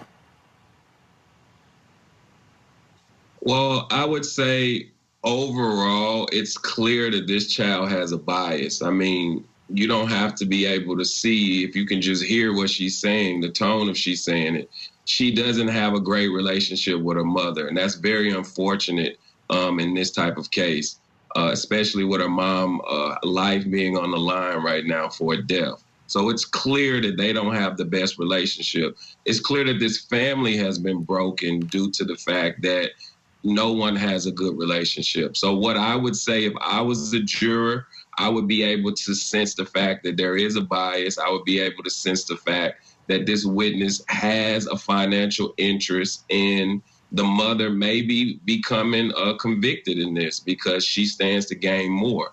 So these are all things that I would be saying if I was a juror, but I also would be saying, why is that? Why has the relationship of the daughter and the mother fallen to the point that the daughter now believes that the mom had something to do with the death? So these are all questions that I still have based on what we've seen in direct. And if I would expect that a juror would have the same questions as well. Yeah, we'll see how the cross plays out with her. I mean, she's a great witness. She really comes across as being truthful and sharing her emotions and kind of reliving it in a way that is engaging. And it's fascinating that the 4 kids, 3 of the 4, obviously think mom killed dad, and then Amanda, the other daughter, was siding with her mother. And boy, what a crazy dynamic. Yeah. not a happy household, to say the least. And I think prior to his death, it wasn't happy as well. It was just as a strange group with a lot of money. Let's get a break. When we come back, we'll have the cross. How will they handle the cross of Emily on the stand? We'll find out together. Stay with us. We want to understand the mindset behind your actions in this case.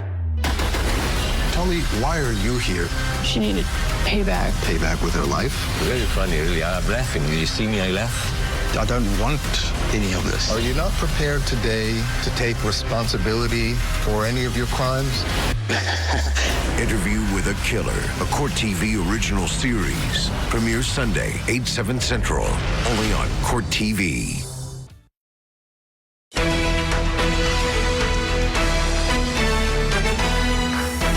Welcome back. We are bringing you testimony in the burn pile murder trial for Melody Farris.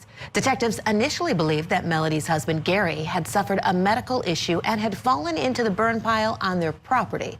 But this case turned into a homicide investigation when a bullet was found in Gary's ribs. Let's go back into the courtroom now.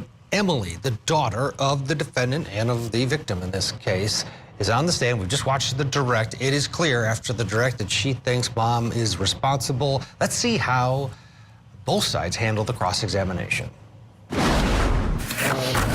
off, you were interviewed by Detective Hayes on July the 5th, 2018, correct? Yes, Okay. that's correct. So that would have been the day you came down from Tennessee. Where was that interview at? Was it at the Free Home Precinct or was it at the house? It was actually at the barn on the property. So it was on the property, but it was at the barn. Okay, so still on the property? Yes. Was everybody else still on the property? Yeah, everyone That was being, there. you know, Yeah. Scott, Chris, Melody. Okay. Yes. Amanda, Chad. I don't know if Chad was there at the time, but Amanda was there. Okay. And I'll go ahead and tell you, because your interview, your direct, the order of it, I'm going to have to kind of jump around, okay? So if I confuse you, just let me know. You recall in that interview to tell Detective Hayes that you knew perfectly well that your parents lived in separate rooms, correct? Slept in separate rooms? I knew that they slept in separate rooms, yes. In fact, you actually told Detective Hayes that you found your parents' relationship odd. I did. You also, he had talked to you about any history of violence between your parents. And you recall telling him that you never even really saw them argue anymore, correct? I don't know if I said that. I've never seen any physical act of violence between my parents. Do you recall telling him that when they get upset with each other, they just don't speak to each other? Yes, I would believe that. I would say that, yes. And also, in fact, that you said that essentially for the past, at this point, at least the past decade, they essentially lived as roommates. I don't know if I would call it roommates. I think that they slept in separate bedrooms, but I mean, Their clothing were still, like, they still had closets in the master bedroom. I mean, my mom had closets of clothes all over the house, but like, they still went to the master bedroom to get dressed. I know my dad still used the master bathroom. My mom used the bathroom upstairs to get ready, but, you know, she had like a ton of stuff, so, I don't know if roommates is the best, but yes, I mean, they were still contentious with the fact that there was a rift in the marriage. Okay. We'll come back to that in a minute. You don't recall any money issues between your parent, or your father did not have any money issues to the best of your knowledge?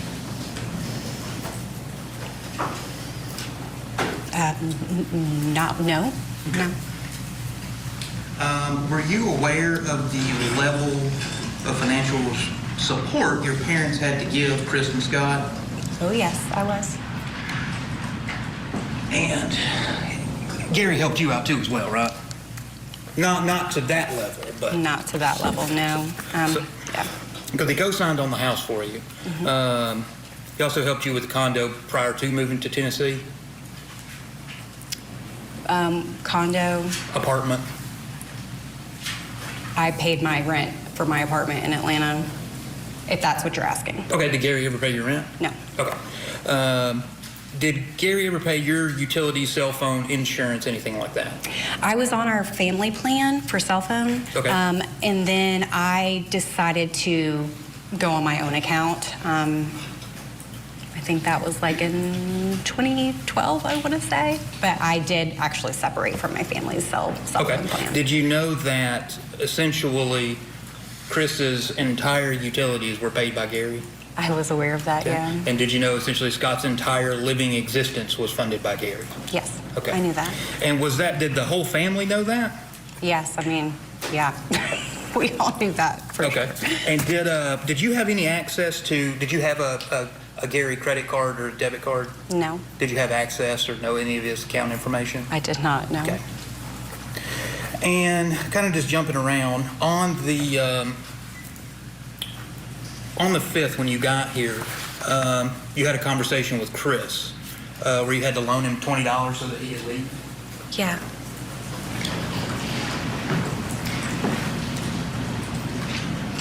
And I believe you had to loan him that $20 because he stated that he had bounced a check and his accounts were overdrawn? I don't know why I assumed he just didn't have the cash, but I don't know what happened, why he needed it from me. He asked if he could borrow some cash, and my husband went to the ATM, got some out, and gave it to him. Okay. See, but you don't know what he was using it for? I assumed just to get home. Kind of just jumping around. So all the kids knew about Ted Wiley around 2008?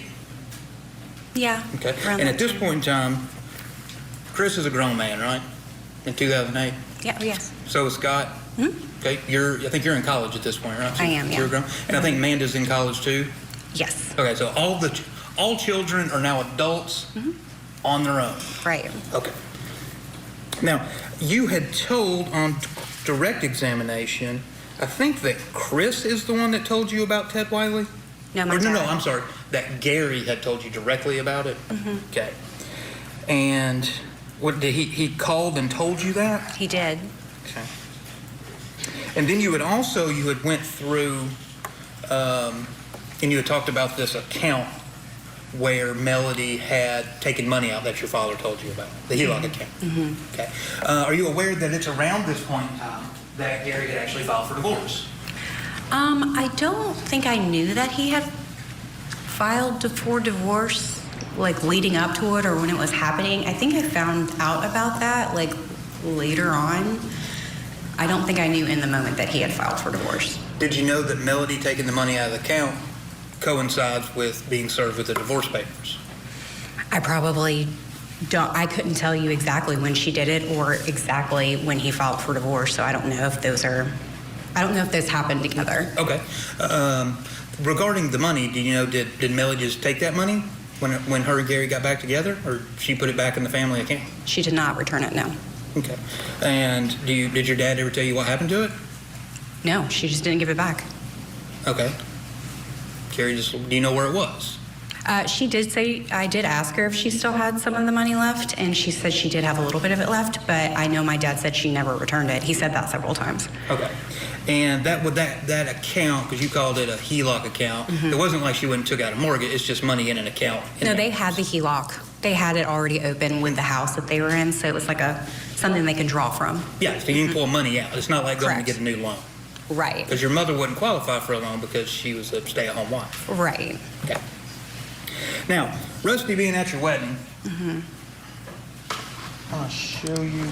Megan, you turn it off.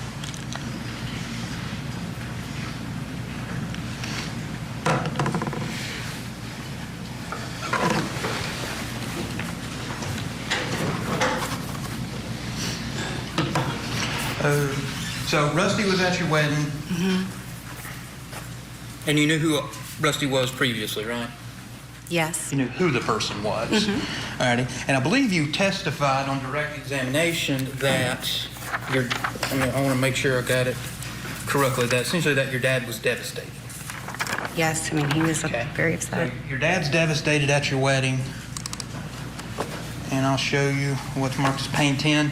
Your devastated dad is standing directly next to lighting a sparkler with Rusty Barton. Okay, good. And he's devastated at that point. I would say he was probably more devastated. My dad was a very selfless person, and he would not have been sulking around, angry. He would have never made a scene at my wedding. So my dad, I think, at that point, with how much they had gone through, with all of the stuff, I think that he was able to compartmentalize things and focus on the event, what was going on. Okay, but you would agree with me, even if he's not wanting to ruin your wedding, which I would agree, I don't think any father would want to ruin their child's. Right. Especially their favorite child. I think everybody agrees you're Gary's favorite, just so you know. He doesn't have to stand next to the man you supposedly believe is devastating the wedding, right?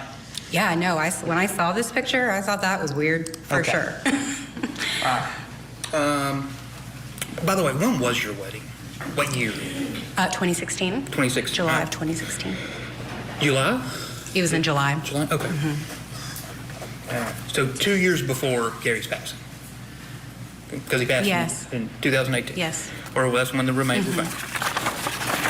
All right. So you had talked a lot about how you didn't want Rusty being at the wedding, right? Okay. And you said something interesting, I thought, that you couldn't do anything about it, essentially, and I'm paraphrasing here, because Melody would cancel your wedding. I believed that, yes. Okay. Now, you also testified previously that after the whole Ted Wiley situation, that your dad had changed all the accounts and took Melody's name off. Right? That's what you testified to. All righty. Melody didn't have a job. She was a stay-at-home mom, right? Okay. Gary's the breadwinner. If any of y'all need money, who do you call? I mean, both of my parents, but... Who's got the money? My dad has... I mean, they're married. It's right. their money, but it's Gary's money, right? He's the one making it. Right. Okay. He is the income. Okay, so how can Melody cancel your wedding? She doesn't even have a credit card. She has a lot of influence over everything, especially my dad. I mean, even though my parents were having a troubled marriage, I would say, he listened to her and did not want to upset her. And if she said, Gary, don't do this, he'd listen to her. He would do absolutely everything that she said. You're telling this jury that the man who removed his wife from all financial accounts and, according to the state, controls every ounce of her spending, still listened to her and would do what she wanted him to do? Absolutely. Yeah. Okay. That happened, when that happened with Ted, that was many years before, and I think, he did it in an emotional reaction. But my dad spent a majority of the years later trying to get her back, essentially, trying to make her happy, and she still got everything she wanted. It wasn't anything like that, but yes. Emily, on the stand there, talking more, a lot of family dynamics in this case, and I guess the defense really needs the more dynamics, the better, and from their standpoint, so that jurors let their minds wander and maybe think the son did it. Let's go back to Georgia now, where we've been watching testimony in the burn pile murder trial. Defendant Melanie Walker Farris, accused of killing her husband, Gary Farris. Investigators say she shot him, then burned his body in a fire pit on the couple's property. Let's get you back into the courtroom now. We are listening to the defendant and victim's daughter, Emily Farris Payne. She's under cross-examination. You would have listened to her. Well, I mean, that didn't work with the house, with your house. I'm sorry? That didn't work with your house. What do you mean? When he went on there to get on the mortgage, you said Melody was all mad about it for whatever reason. She was angry. And he still did it. That is because she said that the only reason she would agree to it is if she's added to the title of the house as one of the owners. And in the moment, I agreed to it because I was in a tough spot, and that's what had to happen. And I told my husband, we will refinance a year from now, and we'll get it under our names. So she agreed to it, but that was the terms of her agreement. And you had mentioned on direct, there was something about some Tennessee law where your spouse had to know. I didn't know about that, but apparently that's something like our broker had said to us, that in Tennessee, when one spouse buys, I guess, real estate, the other spouse has to sign off on it. Okay. Growing up, did you ever hear the name Angela Phillips? Yes. Okay. You realize that was your father's longtime assistant? His secretary, yes, the secretary. And like she had actually moved from Alabama to Atlanta. I don't know. I was so young. I didn't know if she came from Alabama, but sure. Oh, that's right. Because I mean, in '95 when they moved, you'd have been like 6 or 7? Mm-hmm. All right. Yeah. So, but you remember seeing her in Atlanta, right? When y'all lived in Alpharetta? She would be at the office when we'd go up there to visit my dad. And then there would be times where Angela would kind of like babysit us. Mm-hmm. She'd come into the house and watch us while my parents were doing whatever they needed to do. Yeah. And you had no idea that your father had at least somewhat of an affair with Miss Phillips? I have no knowledge of anything like that. Okay. And where do I want to go? And just Amanda and Chad, they were both at the wedding, right? Yes, actually, my wedding weekend was the first time I met Chad. Because I know you had stated at one point that Amanda was extremely upset, right, at the wedding? Yes. Right? All right, and we'll agree that, so that's Rusty, right? It is. And Chad? Yep. And they're just sitting there drinking beers? Mm-hmm. Chad's Amanda's then boyfriend, now husband? Mm-hmm. Okay. Now, you married a man named Chris Payne? That's right. Okay. Yeah, 2 Chris's in the same family. That gets confusing. It does. Yes, you know that.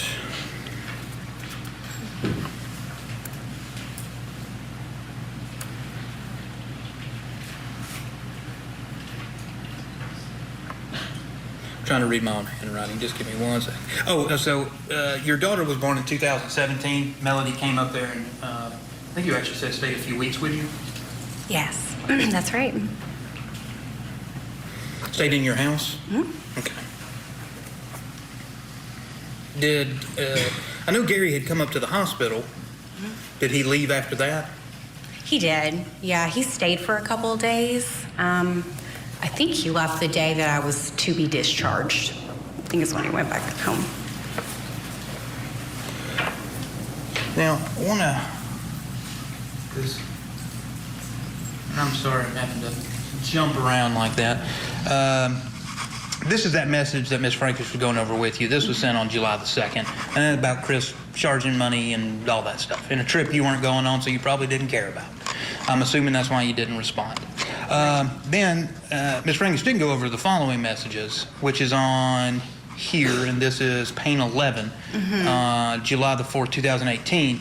Melody has sent you, I Missed the Little Princess. Do you see that? Yeah. Okay, I'm assuming that is in response to the photograph that you had sent of Olivia. That's right. Right, okay.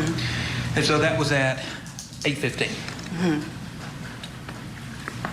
All right. And then the following day, because you had kind of bounced around on direct between, who calling and texting when everybody was looking for Gary.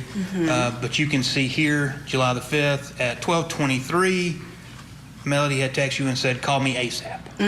Okay. So, and if that was 12:23 here, that would be 11:23 your time in Tennessee. Right. Okay. So that kind of makes sense. So Melody texted you, and I'm assuming you would have called her back, and that's when she would have said, "We can't find your dad." Okay. Now, who out of your two brothers, who are you the closest with? Chris? Probably, yeah, okay. Chris. I want to ask, just because, you know, I'm trying to figure it out with the whole Gary birthday, Father's Day celebration thing, and you know, in these text messages, you're a little upset about with Scott.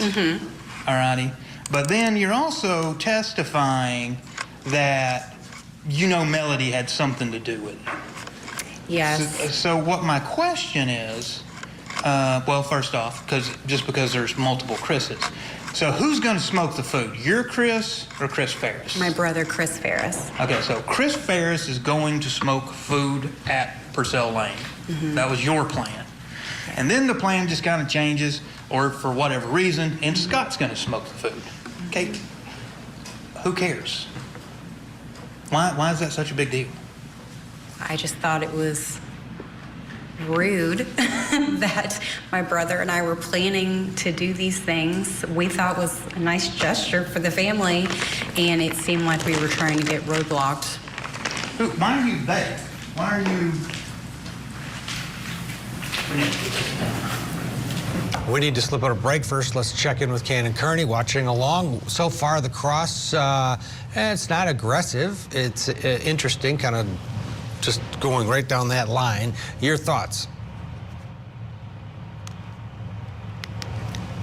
Yeah, so Ted and Kelly, based on what I'm seeing, I'm seeing that the cross is not one where the prosecution wants to the defense wants to come out just outright and call her a liar. The defense doesn't want to come out aggressively trying to say that she's not being truthful.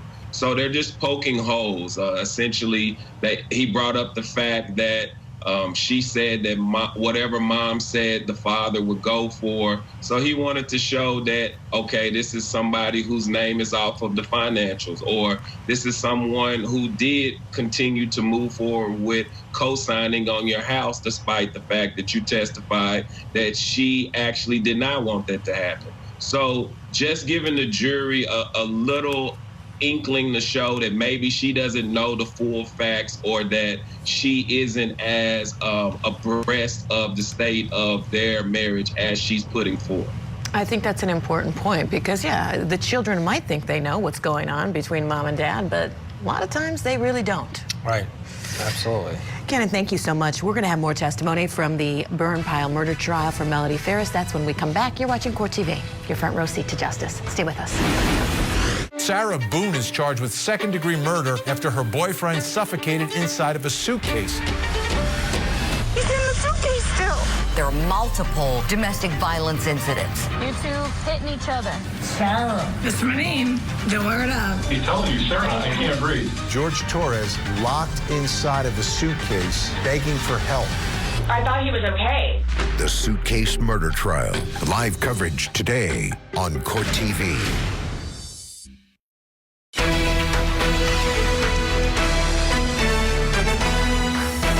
Before we head back to that Georgia courtroom, I want to tell you about a new true crime series coming to Court TV.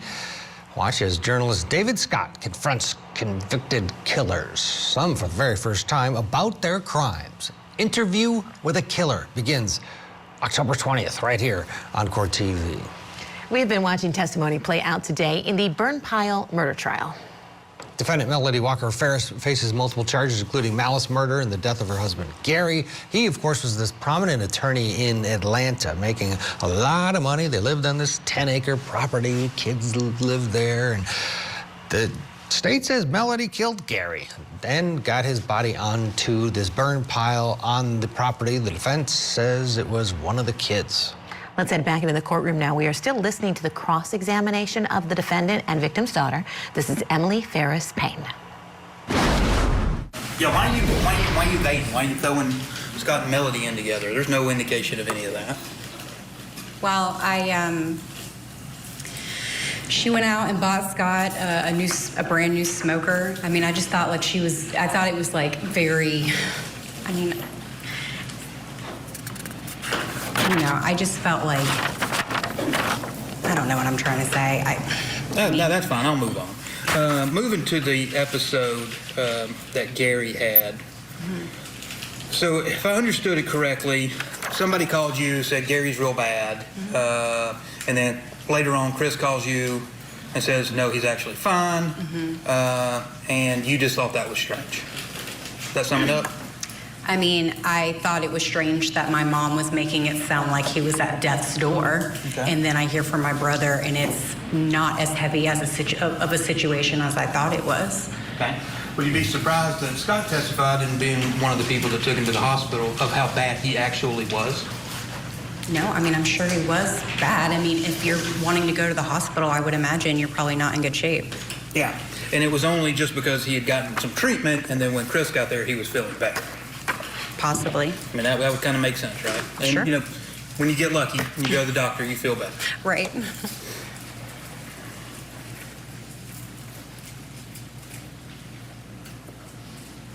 Now, out of your two brothers, which one are you the closest with? Probably Chris. Well, let me ask it this way, too. You and Amanda, are y'all fairly close? Were. We were, yeah. I would say that once Amanda and I got into college and then into our young adult lives, we definitely got closer. Okay. So, but out of the two boys, you're probably closest with Chris. I mean, at that time, I would say I was probably closer with Amanda at the time out of all the siblings.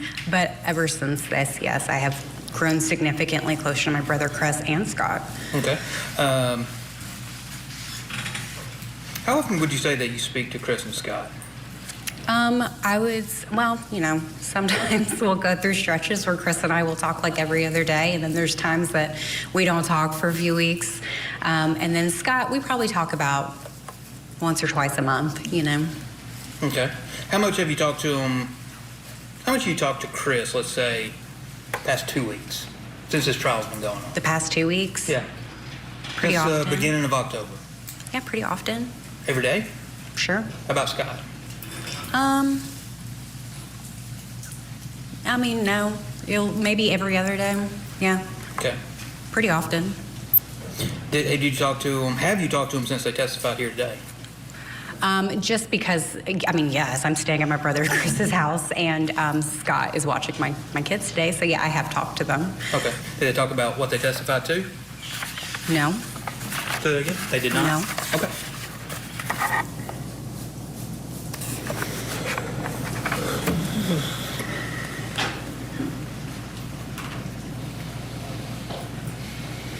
All right, moving up to around July the 5th. There was a lot going on back and forth with the whole bullet issue. Yeah. So who gave you confirmation that there was a bullet? Manny Aurora, the attorney that was representing my mom at the time, he called me and told me. So he called you? He called me with the confirmation, yes. So you didn't learn that from Detective Hayes or any of your brothers? No, I mean, the first time that I heard of a bullet was from my brother Chris saying that he had received a call from Detective Hayes saying that they had found a bullet in the rib. But like I said before, we didn't have any kind of confirmation from any kind of like professional. Not saying Detective Hayes isn't a professional, but just saying like, we didn't have like, no, we just didn't have the confirmation at that point, I guess. Okay. Still with this trial attorney, Cannon Kearney. Cannon, we're continuing to listen to this cross-examination. What do you think? I mean, this witness do you think she's credible? I do believe that she's credible, but I would continue to ask the question of which brother are you closest to, as I believe that based on the testimony we've heard, that they're trying to point to one of the sons. So I do believe that she's been truthful thus far. I do have questions as to what happened on the 4th of July, being that the alibi for her and her husband are pretty much her and her husband. But overall, I would, as they have questioned her, would be about the approach that I would take, because you don't want to come off as heartless in a case where the husband is dead. So that could show that maybe you were the person to do this if you go after your own children like this in an open court. Yeah, it's delicate, to say the least, how to handle this when you've got your children up there testifying essentially against you. It's a very bizarre set of circumstances for sure. Cannon, as always, thank you. Enjoy the rest of your Monday. Appreciate your time and expertise on this very busy day. We'll have more from the trial against Melody Farris out of the state of Georgia coming up after a break, including the rest of the cross-examination of daughter Emily. Stay with us.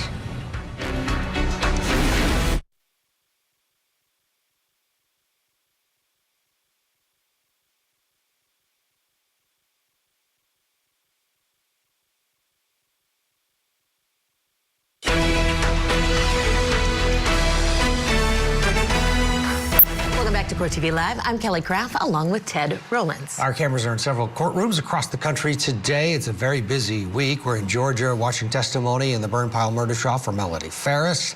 Also in Georgia, testimony in the toddler in the landfill murder trial for Leilani Simon. She, of course, is accused of killing her 20-month-old son, Quentin. Also in Florida, jury selection is underway in the suitcase murder trial, this one for Sarah Boone. Opening statements could begin on Wednesday, and Court TV will be there for it all. And also in Florida, closing arguments underway in the home renovation murder trial for Corey Binnerman. That case is wrapping up, so the deliberation clock will be popping up soon, as the jury gets that case. And of course, we'll have the verdict when it comes in. Let's get you back into court in Georgia for the murder trial for Melody Farris. On the stand is the couple's daughter, Emily Farris Payne. Saying that Melody was demanding money back from y'all. Yeah. Okay. But you also said you had some kind of loan with your father? Mm-hmm. Okay. How much was it? It was about, I think it was $3,000, yeah. Okay, it's $3,000. How were you paying him back? The plan was to pay him back, yes. Okay. When did he give you that money?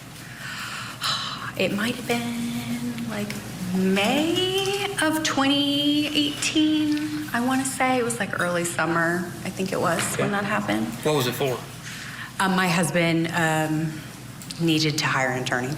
Okay. Mm-hmm. Okay, so it was for legal counsel. Yes. All right, for your husband. All right, and I'm assuming, because you said that was the plan to pay him back, you had not started repaying him.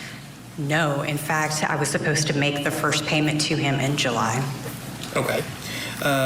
Well, when you were with this supposed conversation you had with your mother, mm-hmm. do you recall telling her that you had this loan with your father and you're not going to repay her? I did say that in anger. I did say that to her, that I wasn't going to, I had it with him. I wasn't going to pay her back. I was with him, but that was kind of in the moment. I think I just reacted in a hateful way, I should say.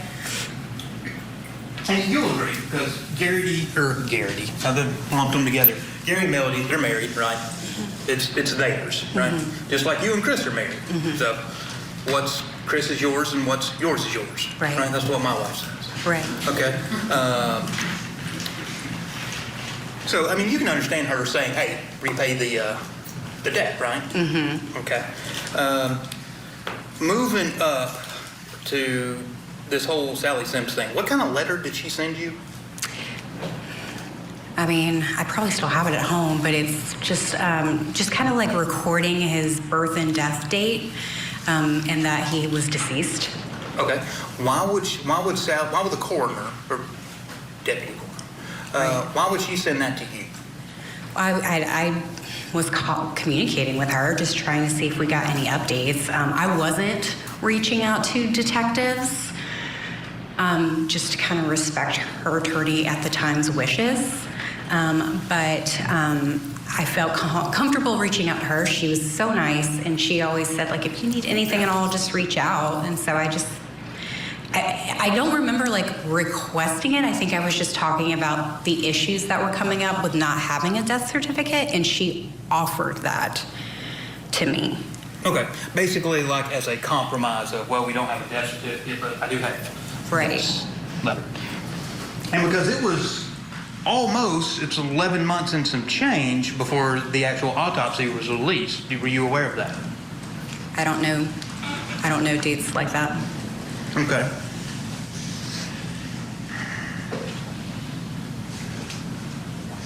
One second, Judge. I just got to look up one thing real quick.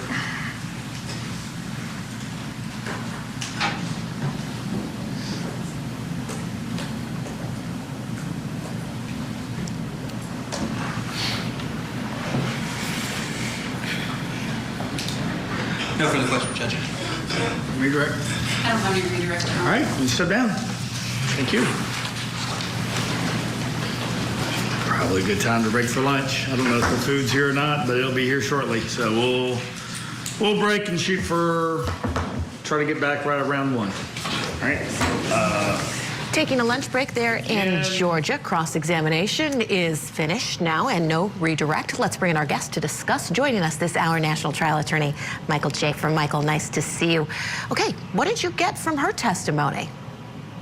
Well, more of the same from the other kids. Obviously, Scott was a much different witness, but for her, saying that their parents' relationship was odd, saying that her mom's story was not lining up, it's a Shakespearean tragedy that the jury is watching, because here are this woman's kids. They look just like her. They're testifying against her for the murder of their father, and one of the kids, the prior witness, Scott, was one of the people the person she's accusing of committing the murder instead of her. Complete Shakespearean tragedy. I want to see more emotion. If I was her attorney and she was my client, I would be taking her outside in the hallway after the first break of the first day of trial and say, even if you don't believe this, I need you to go in there and cry. Go buy like Visine and put it on your eyes and cry. Feel emotional. Take the pearls off. Take the expensive earrings off. Go in there and be emotional. So she is actually feeding into their the reason I say this and the reason it's relevant is because she's feeding into their testimony. You asked me what I thought about their testimony. Their testimony is bad for the defendant. It's very bad for the defendant. The way that the defendant quells this is by emoting differently, because these are small rooms, right? We're looking at it on TV. It looks like a bigger room than it is. Looks like a conference room. It's not. It's a really small, tiny, intimate room. Those courtrooms they're not built for media cases. They're built decades ago when the media was not involved in these cases. So they are small rooms. The jury, we don't see them on camera. They're sitting probably 5 feet away from her. And so the jury is looking at her. If you ever watch any documentary about any case, people always talk about the physical reaction of jurors upon testimony. Well, the jurors are going to have weeks of this stuff. I can't stand this woman. The jury obviously is not going to stand her. And her case is an eminently reasonable case. You haven't asked me, we'll talk about it later, but there's a big orb of reasonable doubt in the case as to whether or not she did this, but she's covering it up with her courtroom demeanor. And obviously, again, it does not help you that your kids are testifying against you. The defense attorney can argue it later and say, look, anytime a marriage falls apart, kids usually side with one of the parents. That doesn't mean that the parent that they don't side with murdered the other parent. And here's why my client did not murder her husband, right? But it's sad, it's a tragedy that her kids are testifying against her. And one last thing, Kelly, the defense attorney, again, he's more so, his courtroom demeanor and his cadences are more related to like a mob case, not really so much for a case where a family tragedy is unfolding before our eyes. So that's just one thing I want to throw out there. But yeah, I think these witnesses did good. Emily was on the stand for a considerable amount of time, and you bring up the marriage falling apart, and she brought him up. When the marriage fell apart, it wasn't with the guy that she brought to Emily's wedding, which was a big problem in her mind, but it was with this Ted Riley character. Here she is talking about that portion of this saga. Do you know what caused that change? Yes.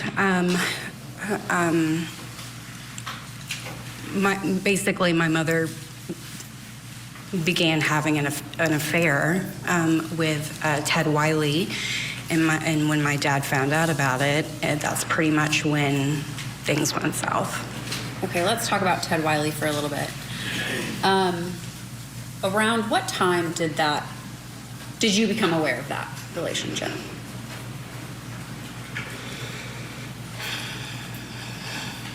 probably 2009, maybe 2008, 2009. I specifically remember when I found out about it. I just can't remember exactly the year, but I think it was at Sure. How did you find out about it? My dad called me. He called me. I was working, and he called me when I was working, and I took a break to talk to him. And he told me that my mom had moved in with Ted, and that they were in a relationship, and that was pretty devastating. You could feel the emotion there, and she even relives that, and that might be carrying over here when they're trying to figure out who killed Dad. It factors in likely. What's your reasonable doubt orb got in it there, Michael? Massive orb of reasonable doubt that the defense attorney is going to have to basically, his case is going to hang on it. And here's what it is. And I'll say a condensed version of what my closing argument in this case would be. Look, if you have any reasonable doubt as to any element of this crime, you have to acquit my client. The victim weighed 300 or so pounds. He was 6'4". His neck was bigger than normal necks. He was a big guy. My client weighs 120, 130 pounds. I don't know how much you guys weigh, but I weigh 200 pounds. I can assure you I cannot move somebody who's 600 pounds. I cannot move anything that's 600 pounds. The biggest, most strongest Olympic weightlifter can only move twice their body size. So I want to ask you to ask yourself a question when you go into that room. How much do you weigh? And ask yourself if you can move somebody 3 times your size. If any of you say that you cannot move weight, any type of weight that's 3 times your size, you have to acquit my client. If all of you unanimously convict my client, that means all of you are unanimously saying that you can move somebody 3 times your size. And obviously this is a very condensed version. I would be a lot more polite about it. I'd be a lot more inviting about it, but I would have to go down that road, right? Whereas Scott, the other person who also had the means, who also had the motive, who's been dishonest on the stand about his relationship with his father's finances, he did have the ability to move his father's body. My client did not. You must acquit my client unless you believe each one of you can move a weight 3 times your size. And now, again, this is a condensed version. I would spread it out over an hour, but that's what I would have to say. Primacy and recency, I would end with that, because everything else looks bad for your client. Some of this stuff looks like a victim impact statement, the testimony of the kids.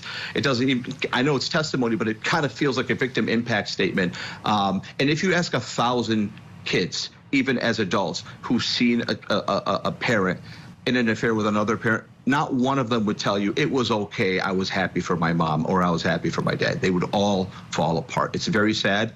It is what it is, but you're the defense attorney. You have to basically lead with your strongest message, and in my opinion, that's your strongest message, really your only message. Yeah, no, I think that's a good point. But Cannon Kearney earlier was talking about she's a country woman, and he was talking about his mother, and she was really strong, and so possibly this woman could do it. But I'm with you, Michael. I think that that's really all the defense has to go on in regard to that reasonable doubt. They lived on a 10-acre piece of property in the Atlanta suburbs.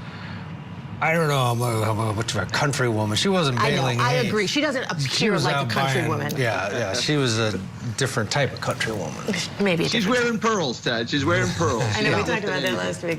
She didn't have them on today, Michael, though. She listened to us. She listened to our broadcast. For her earrings.